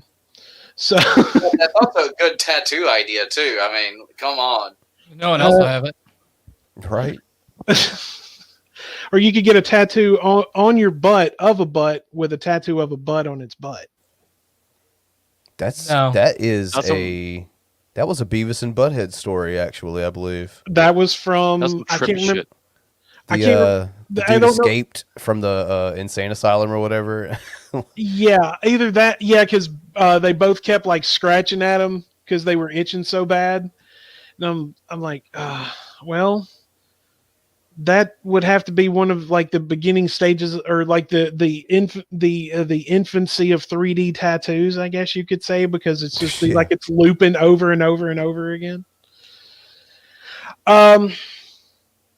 So one thing that we like to do on the show now, we've been talking a little bit about music and everything. Now, Wanderer now, to my knowledge, when we first started this, he had never really listened to like heavy music before, like in any capacity that I knew of. And so what I've been doing is I've actually been sending him records that I've been listening to since I was like 16 years old. So like real quick, like Billy, Brand, what was like the first like metal album that you ever heard? In Flames, Clarity. Brand? Oh man, like the first, Jesus, I don't know, man. It was like I have such like a taste that's such a wide variety, and my dad is like fucking super huge into music and that kind of wide genre also. I'm so glad you said into music of that. And I'm like, how do you know how big your dad is? Couldn't find out, Billy. You can call me Dad. He's going to bring a couple of cases of beer in the bong to the house, man. Hey, buddy. This little hex curse is following me around. Okay, well, like first metal band that you ever like heard or encountered. I mean, it would probably be something mainstream as shit, like Metallica.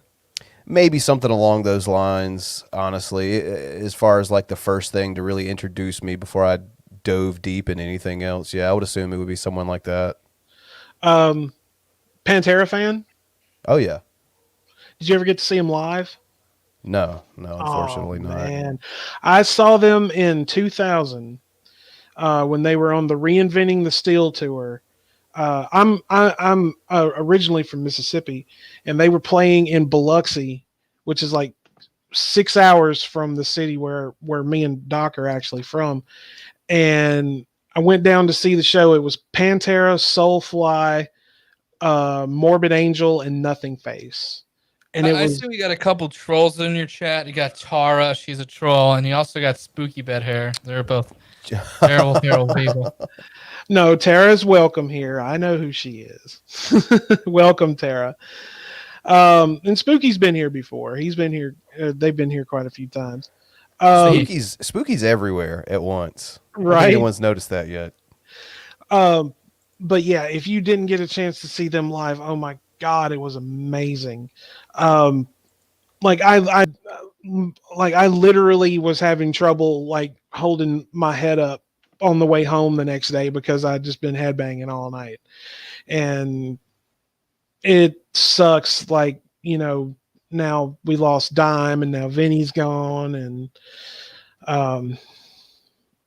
I would have loved to have seen that reunion, just to be honest with you. But great fucking show.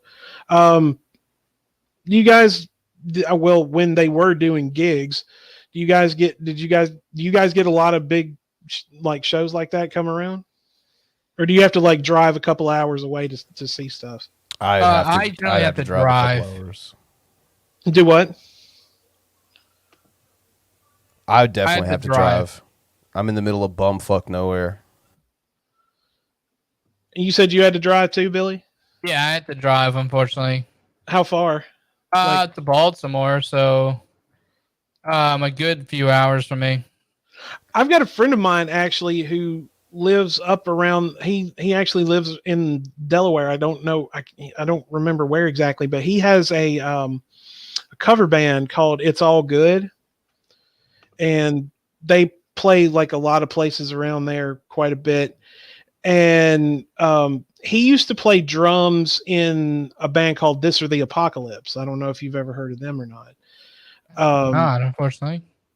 They are really, I mean, an amazing band. I actually got to see them play a couple of times back in the city where I'm from, back in Mississippi. Great show, and the music was great. Now they're not together anymore, sadly. But Aaron, his name's Aaron Maloney.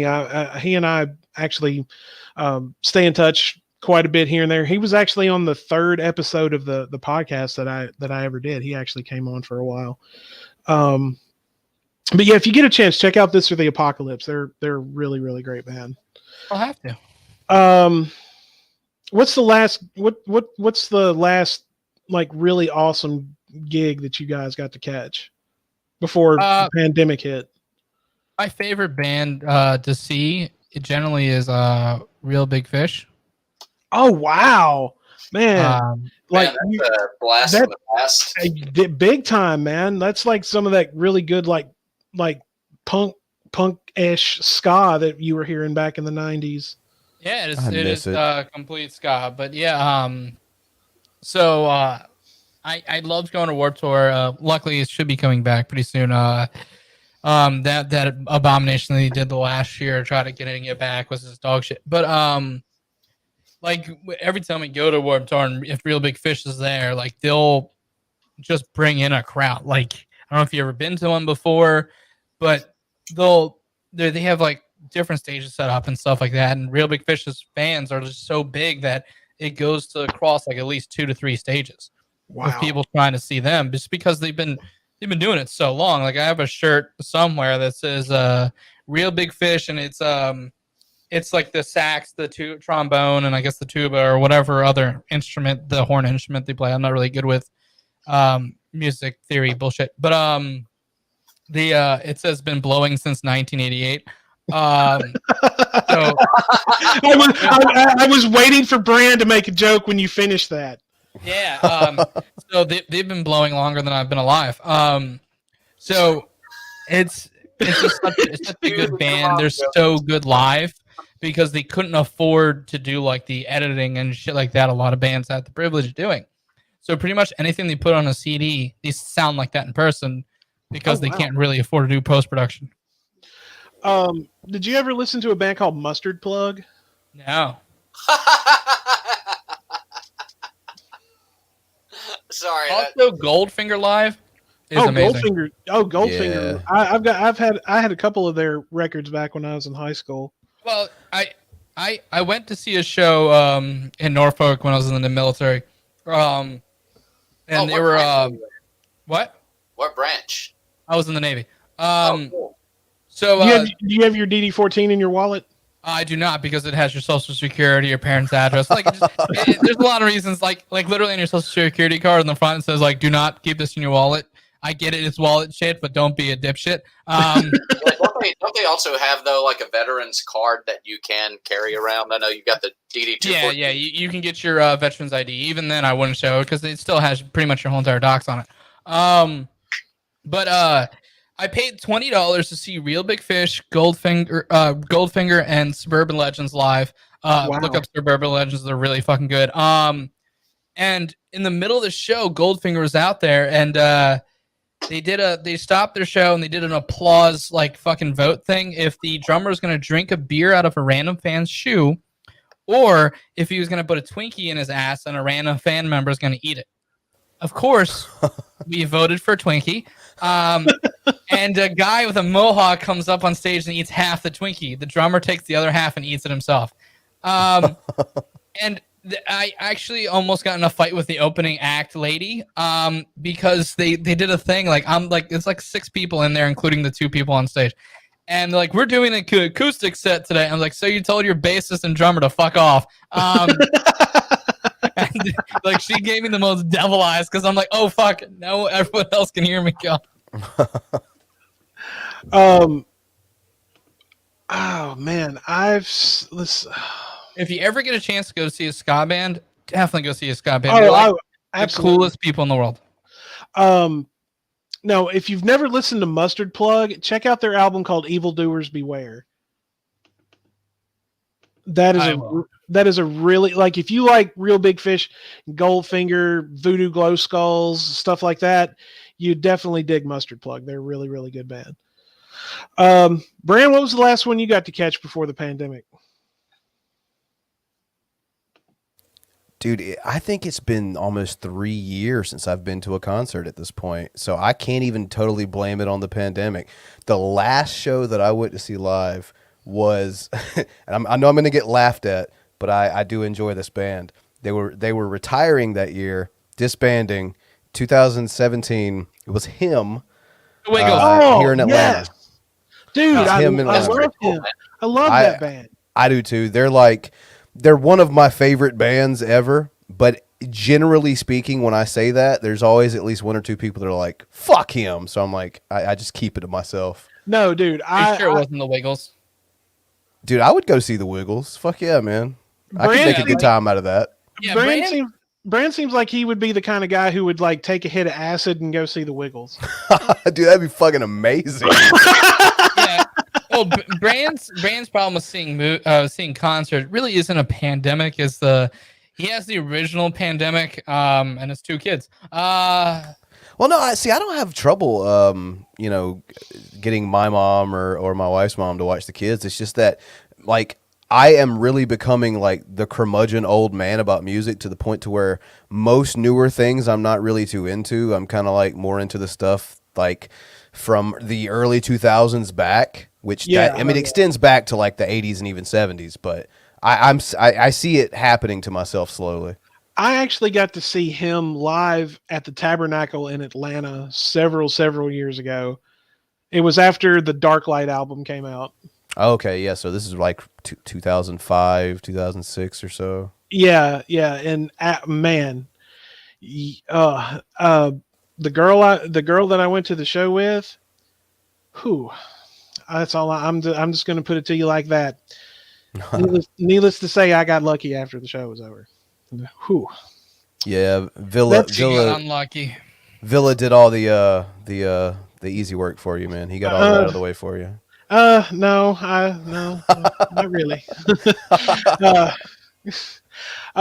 Well, see that, and see now I've turned Wanderer into a huge Typo Negative fan, and see I was telling him when I sent him the record October Rust, because one of my lodge brothers is a big Typo fan, and October Rust is like our favorite record from them. And I was telling him one time, I'm just like, see, now that record is what me and my brother like to call baby making music, because he's just like, man, he told me one time, he's like, look, man, he's just like, put on the October Rust album and the panties come off. Very nice. And I'm like, okay, I'll give it a shot. And sure enough, he was fucking right. So I have never questioned my brother ever again. If it works, it works. Indeed.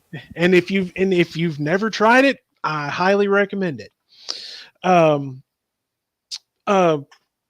Typo fans, you guys? Never listened to a couple of songs I like. I've never really dove too deep.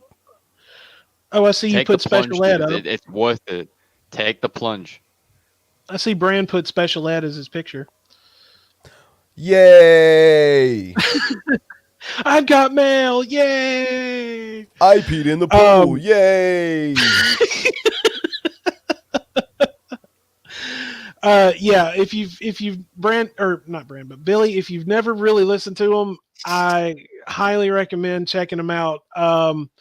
Their older stuff is good, like their albums Slow, Deep, and Hard and Origin of the Feces. But if you really want to kind of get to where they were a little more melodic and everything, start at Bloody Kisses and work your way forward. Yeah, Billy, work your way forward. Don't tell me to do. I'm really dad. Got him. I was talking about passing our proverbial baton earlier. Work your way forward. No, you don't I'll work work- your way backwards with that. No, else it's not a challenge, No, you back it up. bitch. It's like the song says, you got to back that ass up. Yeah, exactly. Billy, you looks good. Won't you back that ass up? You's a fine motherfucker. Oh Lord, Brand's gone back to juvenile days. Brand, are you a Typo fan? There's a couple of songs here and there that I've heard and enjoyed, but like I said, I've never really dove into their discography to really give them an honest chance. Well, I've turned Wanderer into a hardcore Typo fan. So what we like to do is I like to send him a couple of records before each show, or after. Like he'll do one on one show, and then I'll send him a couple more, and he'll do a review on the next one. So the last two that I sent him were "Wait" from the Rollins Band. You guys Rollins Band fans or Henry Rollins fans at all? Once again, I have limited exposure to his music. Yeah, I don't. Black Flag. Did you ever listen to Black Flag? Yeah, a little bit. Yeah. Well, I mean, of course, he used to front them. Uh-huh. And I mean, he's like the definition to me of a Renaissance man. I mean, he's done music and movies, and he's put books out. His books are tremendous. If you enjoy reading like at all, pick up a copy of one of his books. The Portable Henry Rollins is actually a really good book. And then he put out one called Get in the Van, which is like journal entries and stories from his years in Black Flag. So what was the other one, Wanderer, that I sent to you? Rollins Band, and what else Black was the other Label one? Society. No. I'm talking about the previous week. Oh yeah. Fuck. It was Rollins Band, and Was it Misfits? I feel like it was Misfits. I think it was. I hope so. Okay. Well, now, Brand, since you chimed in, are you talking Danzig Misfits or Graves Misfits? Well, see, as unpopular as it sometimes may be, I go Danzig. I like Danzig Misfits, but I was introduced to the Misfits in the Michael Graves era. Yeah.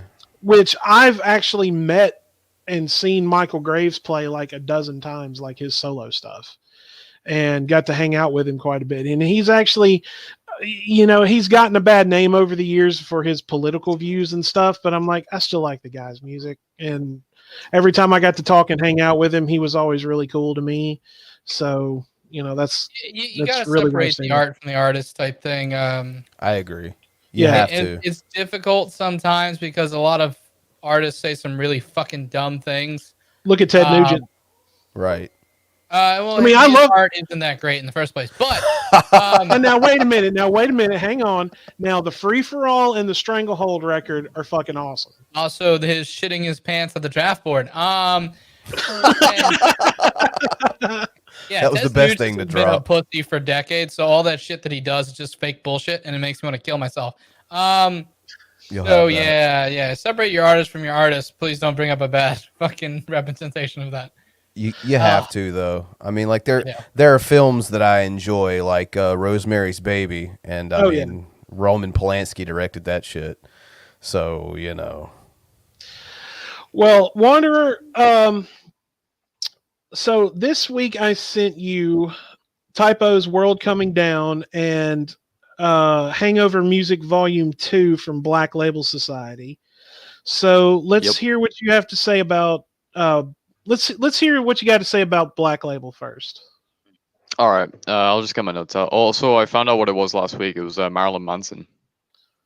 Oh yeah, I sent him Portrait of an American Family. He didn't seem to like that too well. What?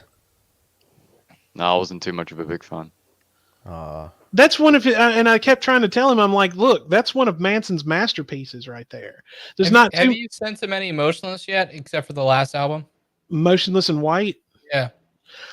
I haven't really listened to enough of them to actually send him. I've been Listen meaning to anything except for the last album. Last album's dog shit, but the other albums before that actually are really good. Creatures is amazing. All right, I'll definitely look into those for sure, man. But yeah, he didn't like Brand. He didn't like Portrait, and I was really disappointed in that. Yeah, It wasn't that I feel you didn't there. like it. I just thought it was like okay, you know. It wasn't like I disliked it or anything. It just wasn't really for me. Well, let's hear what you got to say about Black Label Society and Mr. Zach Wild. All right, Which, so incidentally, Billy, by the way, your beard is reminiscent of Zach Wild beard. That is a huge compliment, actually. Oh yeah, it's Zach Wild's one of those guys. If you don't see him with a beard, it messes with your mind. Yeah, Right? you think he's sick or something. It's kind of Yeah. like Sam Elliott without the mustache. Yeah, I saw him in a picture or a video before he grew his beard out, and it still like hurts my eyes to see that. Kind of like looking at Shani, isn't it?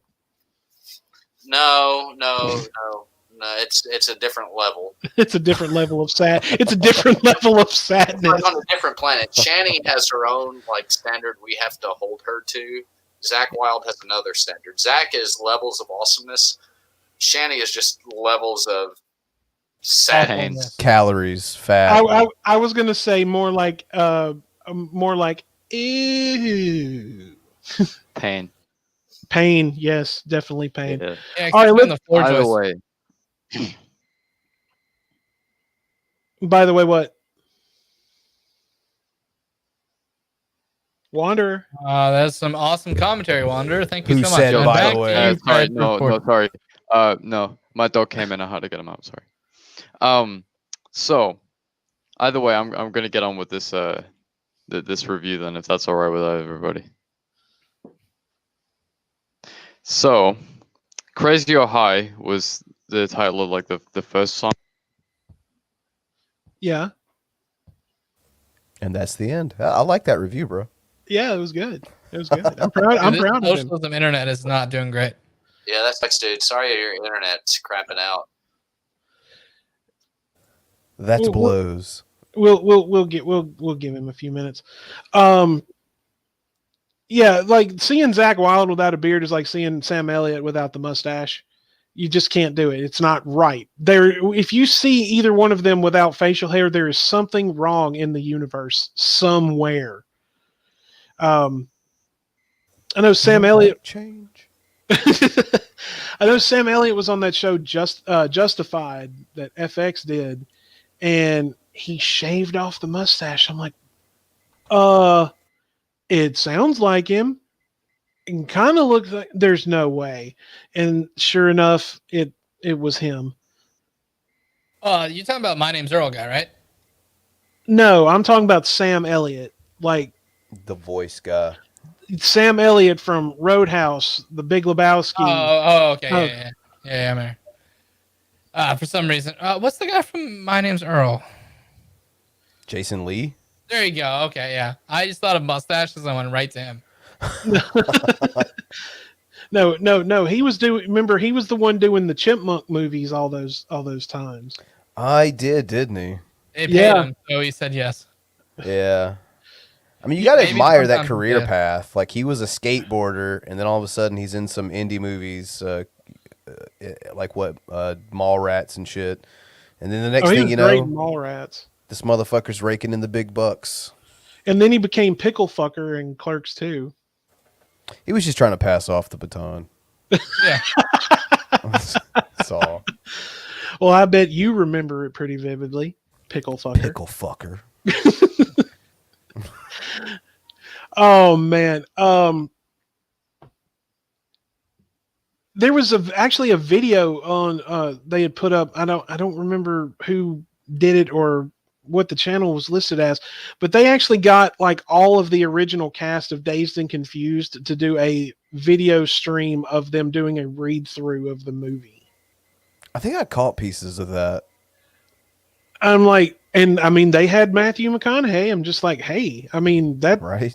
I mean that I've been watching like a lot of interviews with him and everything, and that dude, he's a very, very humble guy, and I appreciate that about him. Another guy He that should got be, to 'cause he's start a in terrible horror. actor. That's true. Well, I mean, Dazed and Confused was his actual first movie, and then he was in Texas Chainsaw Massacre. Wasn't it New Generation? It was. Renee Zellweger is in that movie too, and she was also a virtual unknown. That's true. And then he's done like way too many rom-coms. Oh, yeah, I'm Matthew McConaughey. Hey, here are my abs. Okay. All right. I'm gonna.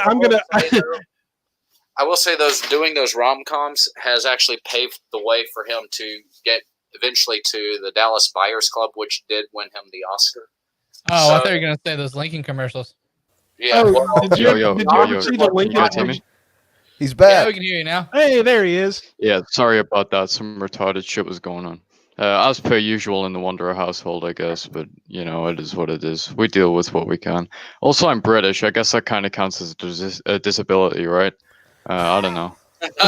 Either way, so yeah, the first song on Hangover Music Volume 6 was Crazy or High, and honestly, I've got this thing that in the end of my review I call the Remo Drive effect, which is basically I wasn't really sure on how how I felt about the vocals at first. However, I feel like the instrumentation was fucking fantastic and it was something that stayed consistent throughout the entire thing. Although there were a handful of songs that I feel like, you know, kind of switched up a bit and really made the album sound a bit like it was split into two. It was kind of like a duality of man situation. There was like one part where they sounded like this kind of really westerny, almost sort of with folk elements, I guess you could say. But then there were also other moments where they literally sounded like Queen, in my opinion. But either way, so Queen of Sorrow is the second one. Opening acoustic followed by the electric was absolutely amazing, and it was a wonderful all-round song. And I decided I liked the vocals a little bit more on this one, and it started kind of to grow on me, which is why I've dubbed it the Remo Drive effect, because that's exactly how I felt about Remo Drive. So I would have probably swapped Queen of Sorrow. In my opinion, this is probably like a nuclear take, but I would have swapped Queen of Sorrow and Crazy or High. Because I feel like Queen of Sorrow really goddamn kind of really gets you immersed in what the album has to kind of offer. Whereas I feel like Crazy or High, I was just kind of, you know, I wasn't too fussed about it, but then Queen of Sorrow hits, I'm like, damn, I'm feeling this, dude. Either way, then Stepping Stone comes along. Honestly, I'm gonna be honest here. I wasn't too much of a fan of this one compared to the last, but I think that's kind of just a me problem because, like I've said before in other ones, if I find a song I really like, I'm so like hyper focused on that one, then I kind of like don't pay as much attention that I probably should do if I'm writing a review to the next one, and that's just kind of it. It's basically you can literally right now say, yeah, it's a you problem, buddy. But well, now that the bell toll on this one, the bell toll in this song kind of put me off a bit. It was just kind of it ruined the way the song sounded, in my opinion. And I feel like it would have been much better without it. I enjoyed the guitar solo of this one a lot. Now that's like saying the bell tone in Black Sabbath ruins the song Black Sabbath, and in that case, we would have to have a fist fight, sir. Well, on this one, I don't know if it's my headphones. I mean, I've got pretty classy headphones, if I do say so myself, but it just didn't really sound very good to me, the bell. It sounded like a stock effect that you find online. I probably hit a nerve there. I apologize. No. You're about I'm to throw just me saying across the room. No, I'd let Bran do it. Don't touch me. German suplex. I want to be in that position with you anyway. Rock bottom! Rock bottom! Oh my God! By God. It's a slobber knocker, King. That man's got a family. Oh man. All right, go on ahead, Wanderer. 1 sec, Bobby's here. No, that's his dog. I was about to say, are we supposed to know who Bobby is? Damn it, Bobby. Oh, damn it. Ah! Whoa. I sell propane and propane accessories. I'm going to get into the business. Do what? I'm going to get into the business, man. The business? You're going to sell propane and propane accessories? I am. I have the cutest dog imaginable. He just comes in and says hello, and then wags his tail a lot. He's the best. I love Bobby. This is why I have cats. Yeah, they leave you the fuck alone. They ask for attention when they want it. You keep food, treats, water, and a clean litter box, and they'll love you forever. Dude, be realistic. What are you gonna do with a cat when you're out in the wasteland trying to scavenge for food in like 2 years' time when eventually society will collapse? You know, I didn't think about that. I don't think Widows is the type of guy who would eat his cats, though. I don't know. No, I wouldn't do How that. plump are they? Hashtag eat the pussy. I feel like Billy will eat his cats, though. You don't eat Either them way, now. You gotta so get them at first. either way, so the next song is called "Yesterday, Today, Tomorrow." I literally felt like I was listening to Queen, when I was listening to this, because it was so different to the last three songs, and also the piano, obviously the vocals and the style of the song wasn't exactly like Queen, but it was just a piano, and I feel like the piano sounds very reminiscent of what Queen used to do. So either way, To Kill Ya is the next one. I don't know if I'm saying that right, but it's like an interlude. Sometimes it's both the same thing. Yeah, I mean it's like kind of like an interlude, but it's like 1 minute or something. But it's crazy finger work on the guitar. I really, really enjoy the guitar in this one. So Won't Find It Here is the next one, and those drums, and the guitar as well, it just had me feeling just blue. Like I just felt sad listening to this one. It was great. If you don't know, I'm a bit of a fan of sad songs. I've got a sweet spot for the blues, I guess you could say. So yeah, Won't Find It Here was a great one. The next one's She Deserved a Free Ride. Another pretty blue tune in my opinion, and it's not my type of blue. So I compared this there's like different shades. It ain't 50 Shades, okay? There's no 50 Shades of Grey memes here, all right? But let's say I like the color navy, because I actually do in real life. This is like cobalt compared to my taste, and I really don't like the color cobalt. It's one of those goddamn pastels. Yeah, literally, it's like it's like a pastel blues. It's weaker on the feels, but nonetheless, it's an okay song. So, either way, so the next one's House of Doom, and I love the opening quite a bit. The first verse and like the way the song overall it just sounds with instrumentation, vocals, just everything really makes you feel great. It gives a really good kind of vibe, and I really dig this song. I see. Damage is. Yo! Oh, that's adorable. What's his name? His name's Vader. He's black and he can't breathe. Holy shit, that's amazing. Wander is a big Star Wars fan. I think I have him beat. You been watching Mandalorian? Yeah. God, I can't get that angle.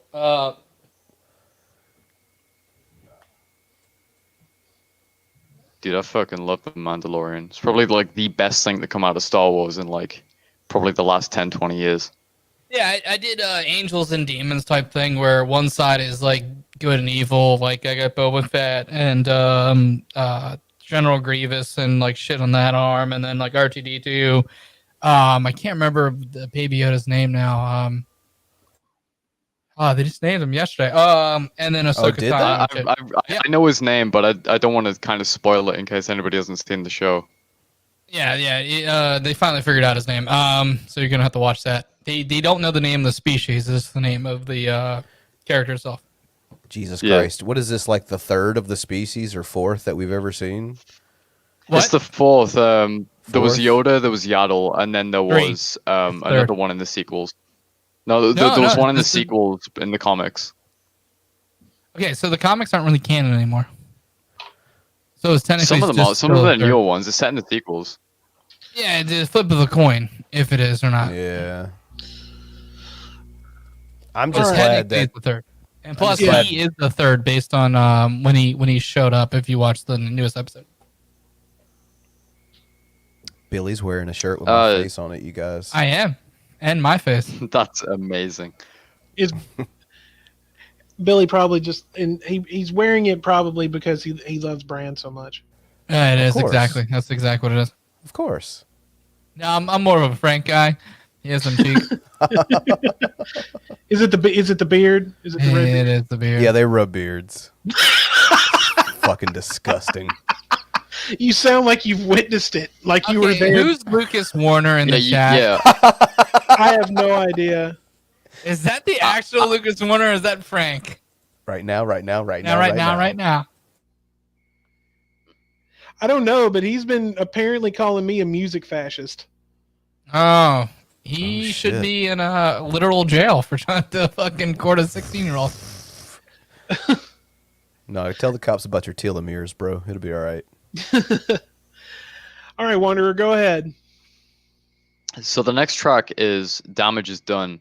It's yet another piano like focus track that, once again, the piano and the way it sounds really gives me somewhat of a Queen vibe. And this is probably another really hot take of mine, but I'm not too much of a fan of Queen. I think they're rather overrated in my opinion. But that's just You better shut your filthy mouth. Zion help. Did we just hear a British person say that? Yeah. Fucking die. You a big Queen fan, Okay. Billy? Dude, you have to respect Freddie Mercury and his talents, dude. I love Like, Queen. Dude, I just respect didn't know that them. you did. I respect the Queen as a band, and I can see why people like the music. It's not for me. It happens. Yeah, I'll give you that. Yeah, you're wrong, but Queen is not overrated. Yeah, He just you know, doesn't wanna maybe have I a am. good I, time. I'll take my losses. I'll take my losses, dude. We'll be the over most here. overrated band of all time has to be Metallica. We'll be over here having a good time. You can fuck off. Yeah, exactly. We'll be having a good time with these fat bottom girls and Exactly. with our laser Good beams. friends and a bottle of pills, more like. Where always does I true. get that reference? Oh yeah. But Mr. Crinkle does like a good friends and a bottle of pills. Let's remember that. So the next one's called Lane, but it's spelled with a Y in the middle instead of Lane. It's a somewhat chill song, and I enjoyed it quite a bit, especially with the bass in the song. The bass is rather epic, so yeah, Lane's a decent song. I do like it. Probably will go in my playlist at some point. Women Don't Cry. Holy shit, this hit me in the feels, dude. I love this song because it just hit you in the feels so hard. I don't even know what to say about it because it just made you feel so sad. So the next one is called No Other. It's pretty jamming. I enjoyed it quite a bit. Honestly, I was kind of half playing Minecraft, half listening to it at this point. So No Other, I can't really recollect very well. I was kind of focusing on getting diamonds. Speaking of which, I got quite a few. So the White a Shade of Pale song is the one immediately after that. And I swear every piano-focused track on here gives me Queen vibes, and I don't even know why. So yeah, take that how you will, I guess. So once more. Wait, sorry, go on. It's like we said, we'll be over here having a good time with the fat bottom girls, and you can just, fuck off. Yeah, I'll just go be good at like Halo or something. I don't know. Okay. It's just what I do. It's just what I do. So once more feels like it should be the last tone-wise, and like it takes elements of almost every song and slams it into one and makes a really, really good kind of outro. Nonetheless, is like one more track to go, and I gotta say it's probably one of my favorite tracks. So Once More and Fear, which is the next track, are definitely somewhere near my top three, if not in my top three. So Fear, speaking of which, is a pretty beautiful way to end off the album. It also kind of takes upon elements of every single song. But yeah, I feel like Once More and Fear, although very similar, Fear, in my opinion, is a little bit better. But it's mainly in style and tone. Overall, the album was like really, really nice to kind of listen to. But unfortunately, I don't like Queen too much. So the more piano-focused songs, bar maybe "Woman Don't Cry," I'm not really too much of a fan of. But you know, Bran, if you want to tell him to fuck off again, I'll let you. No, I'll let him have this one. Let him have okay. it. Okay. It's okay. But He's I wrong, will but preface it's this, okay. you know, I will preface this by saying this is just my opinion. It is a total nuclear take, but it's my opinion. It's just a theory. A Game music theory. Right? Doesn't that exist? I swear that exists. Yes, music theory exists. Dog. Yeah. Damn, I didn't know that. Yeah. Mandela effect. Vocals were alright. They were bearable, It's but Baron nothing Nine like Bears. truly revolutionary in my opinion. And it feels like sort of like the Remo Drive effect, like I mentioned before, where you're not quite sure about the vocalist. And overall, album's an 8.5 out of 10 for me. So Nice. All right. Well, let's hear about your new favorite band. all right, but before we get on the typo, I just need to quickly do something. I'll be back in like 10 seconds. And we 10. never saw him again. It's definitely the Berenstein Bears. The You know. the ghost of Freddie Mercury came and took him away. He's having not such a good time. It's like when those dark ghosts drag that one dude off at the end of Ghost. That's literally what just happened. Ghost. Hey, yo, I'm back. He survived. He made it. Is this I a did. decoy? I managed to close my door without falling over and perishing. That's always good. We were. Yeah, I was. you know, it's a rare occurrence. I just mean, saying- not many people survive it. I was just saying that the ghost of Freddie Mercury came and kidnapped you. Damn, dude. I wouldn't want that. I wasn't like talking shit on Freddie Mercury. I was just saying, dude, I'm not a big fan. Like, I don't want to be kidnapped over here. Like, jeez, dog. All right, so I was a very big fan of this album. World Coming Down, masterful. Once again, typo hitting the nail on the head, in my opinion. Like, they just this one, like you said, Widows, is pretty damn different, but it's very, very, very good in the way it goes about it, in my opinion. I don't really know much else to say, but I'll just get onto my notes, I guess, because you know I'm sad enough to take notes. White Slavery is the opening to the album, and it's got a beautiful kind of almost. I think it's an organ. I don't know. I'm not well versed in instruments. Followed by an absolutely sick guitar riff, and as the song progresses, the better it gets, in my opinion.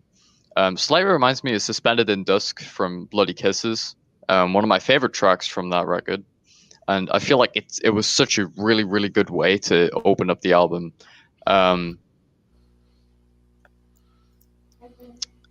However, obviously that's if you skip, ironically, no pun intended, skip it.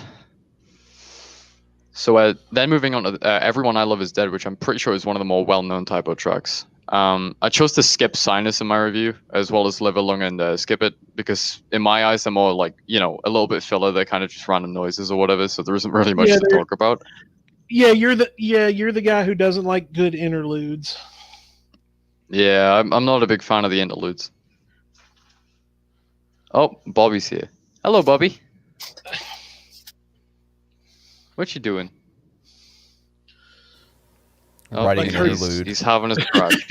See, you're having an interlude right now. Music man who review doesn't like- interlude. Please The man stand who by. doesn't the man who doesn't like interludes is having an interlude. Well, I guess it's better than having an intervention, I guess. We can have one of those too. For what? His hatred of Queen. His hatred of Queen. Do we need to get the Killer Queen and the laser beams and the the fat bottom girls and all of that to try to sway his opinion? Yeah, he's just kind of chilling in here now. It's whatever. So Everyone I Love Is Dead. Yet another wonderful typo classic, in my opinion. Taking that awesome flow and sound we all know and love and putting it into like a phenomenal track like this one. However, I will say, although Everyone I Love Is Dead is somewhat popular, it's not my favorite of this one. So yeah, take that how you will, I guess. The next one's Who Will Save the Sane. Oh no, that's my favorite. This is kind of weird for me. I mean, it's kind of odd for a typo track, in my opinion. The keyboard at the beginning gives off like a blues vibe more than anything. I don't know. I don't know if that's the right way to describe it either, but it's very, very different. Before the guitar kicks in, you wouldn't like kind of recognize this as the typo song. What's Bobby doing? Oh, he's just cleaning himself. Never mind. I thought he was like I don't know, like eating some sock from like 2 days ago that I forgot to put in the wash. I don't know. He's eating your bed. He does like sleeping in it. I doubt he'd bring himself to eat it. I don't know. He probably vomited back up. Speaking of which, he vomited on my brother's bed on like Wednesday. That's kind of funny. I'm sure Bobby's a Queen fan, but that's beside the point. He likes Mac DeMarco personally. Because I was playing some of that and he went to sleep to it because he liked it so much. Because that's just how that's how shit works. My cat Fiona likes the Grateful Dead. So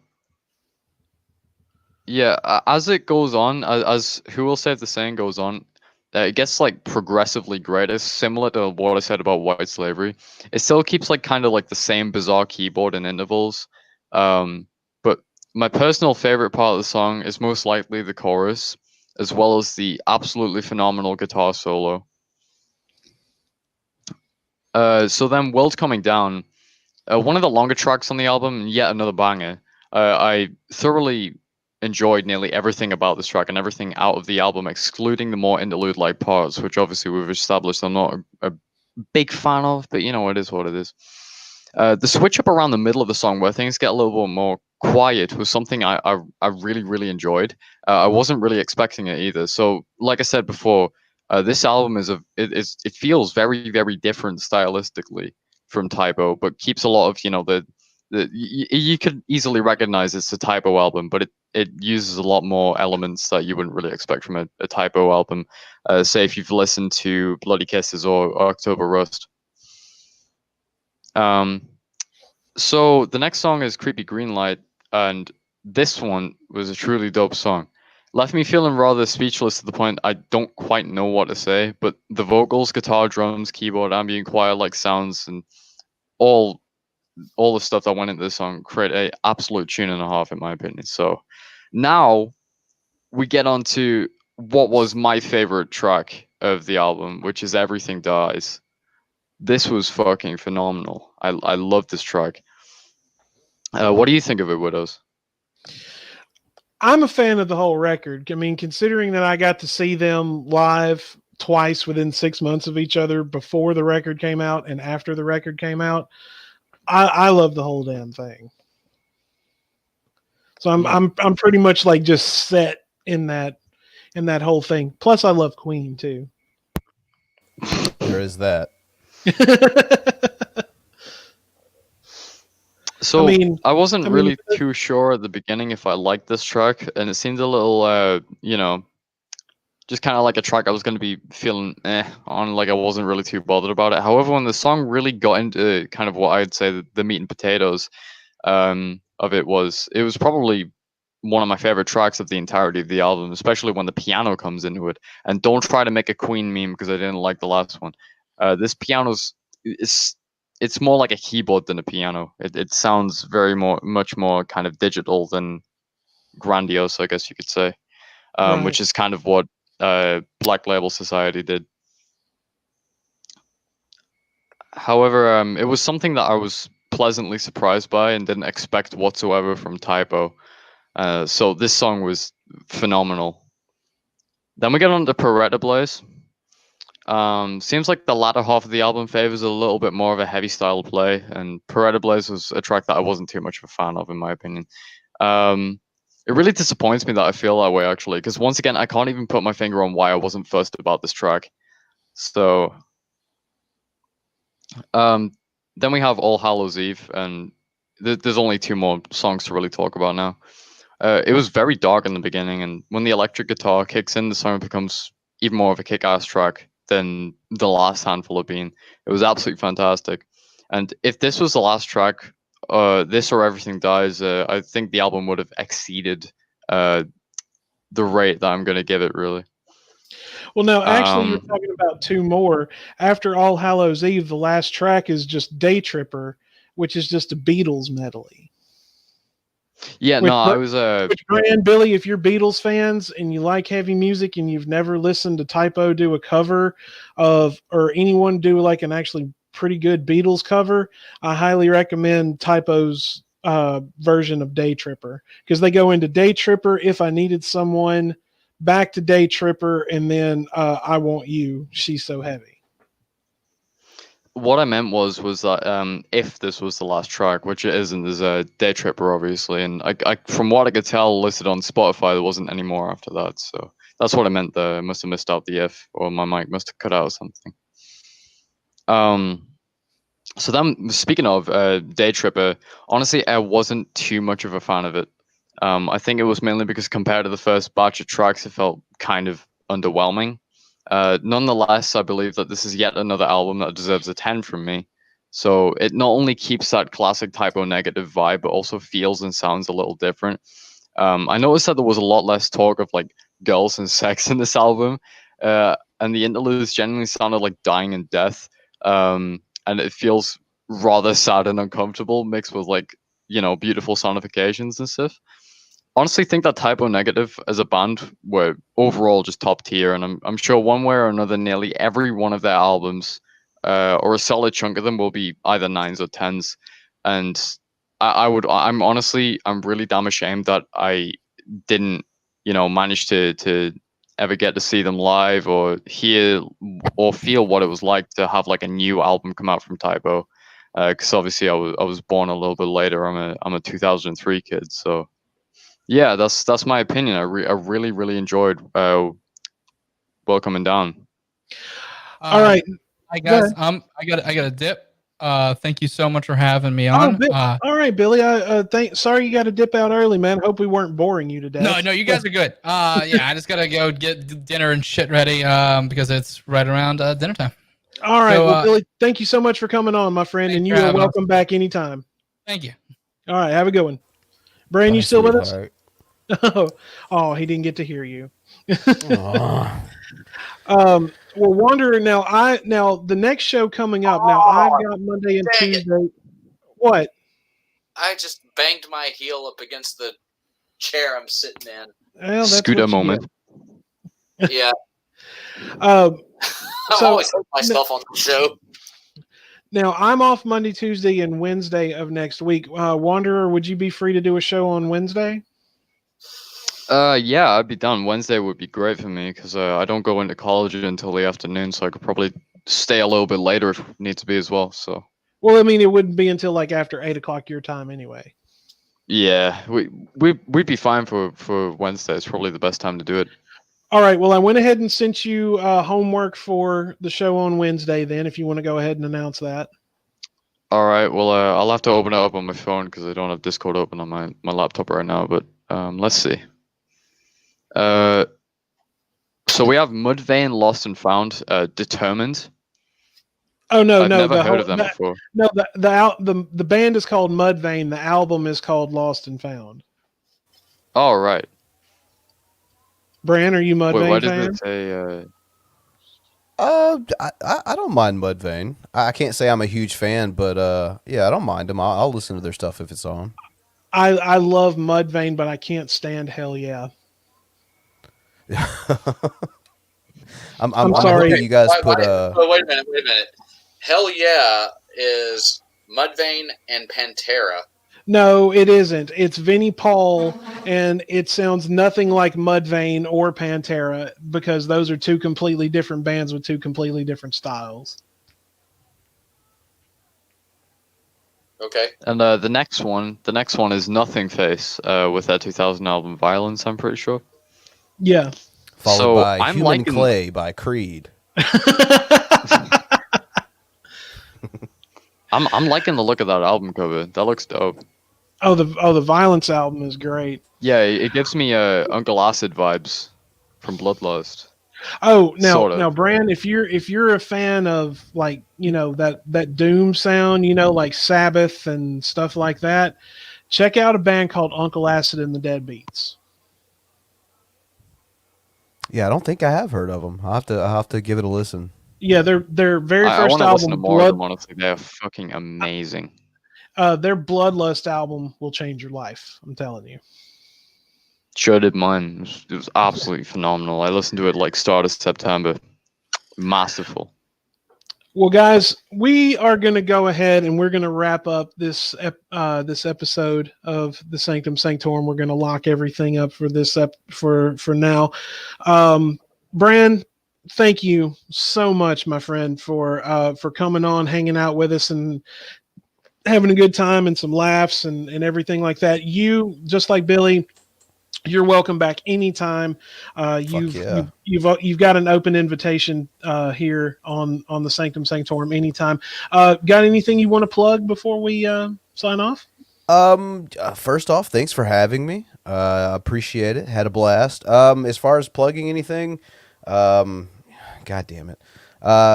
Just check out the Geek Room here on YouTube and my own solo side project, Bloody Breakdown.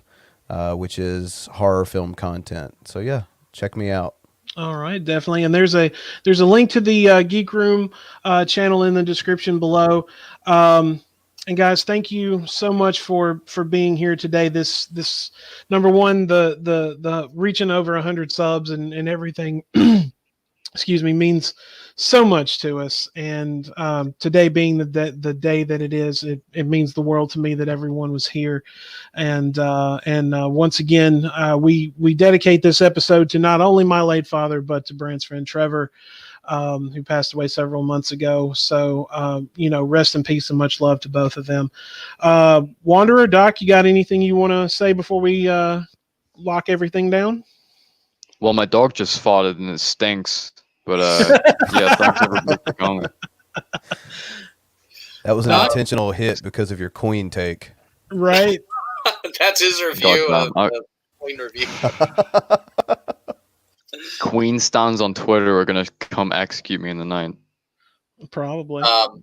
Well, I mean, you live in England, so it's not like they're going to come at you with guns. Just knives, pitchforks, and arrows. No, they'll come at him with laser beams, man. They'll send the Killer Queen after him. They'll come after me with a butter knife. They will stab it in my kidney. I will die. So basically, for me, as always, I enjoyed the show. Thanks for letting me come on a little bit later. I was having to take care of some other stuff, and with it being Thanksgiving weekend for us Americans, I am at my parents' house, so doing the show remotely today, as every day that we do it. Oh shit, dude! There was one thing I forgot to mention. All right. New Townsend track dropped a couple days ago. Oh yeah, I listened to it. It was awesome. Yeah, I loved it. It was brilliant. Everybody go check out Purple by Townsend, and eventually their I think it's December 4th is the release date of their new EP. I'm stoked for it. It sounds production-wise, it sounds much better than any of their other tracks, and like progressively they're getting better and better if they weren't already good enough. So it's absolutely phenomenal, and I recommend everybody goes checks it out. It's on Spotify. I think it's coming to Apple Music, and I think it might be on YouTube too. So go check it out, guys. Well, all right, guys. Well, once again, Brand, thank you for coming on. And once again, we will definitely be having you and Billy. And I'm going to set something up with Frank. We'll have Frank on, as soon as we can. But, guys, once again, we thank you so much for the subscriptions and everything. And, let's keep on moving forward with it. And thank you, everybody, so much for being here today. It means the world to not only me, but I know to Doc and Wander and everything. But everyone, you have a great evening and a great rest of your weekend. And Wanderer and I will see you on Wednesday, 2 p.m. Central, 3 p.m. Eastern, 8 p.m. UK time. And yeah, so once again, thank you so much for all the love and support. Hit the subscribe button, get the notification bell on. If you know anyone else that would really enjoy the show, please send them a link to the channel. And once again, nothing but love for everyone. So until Wednesday, guys, once again, Wanderer and I will be here. But until we see you then, peace be with you.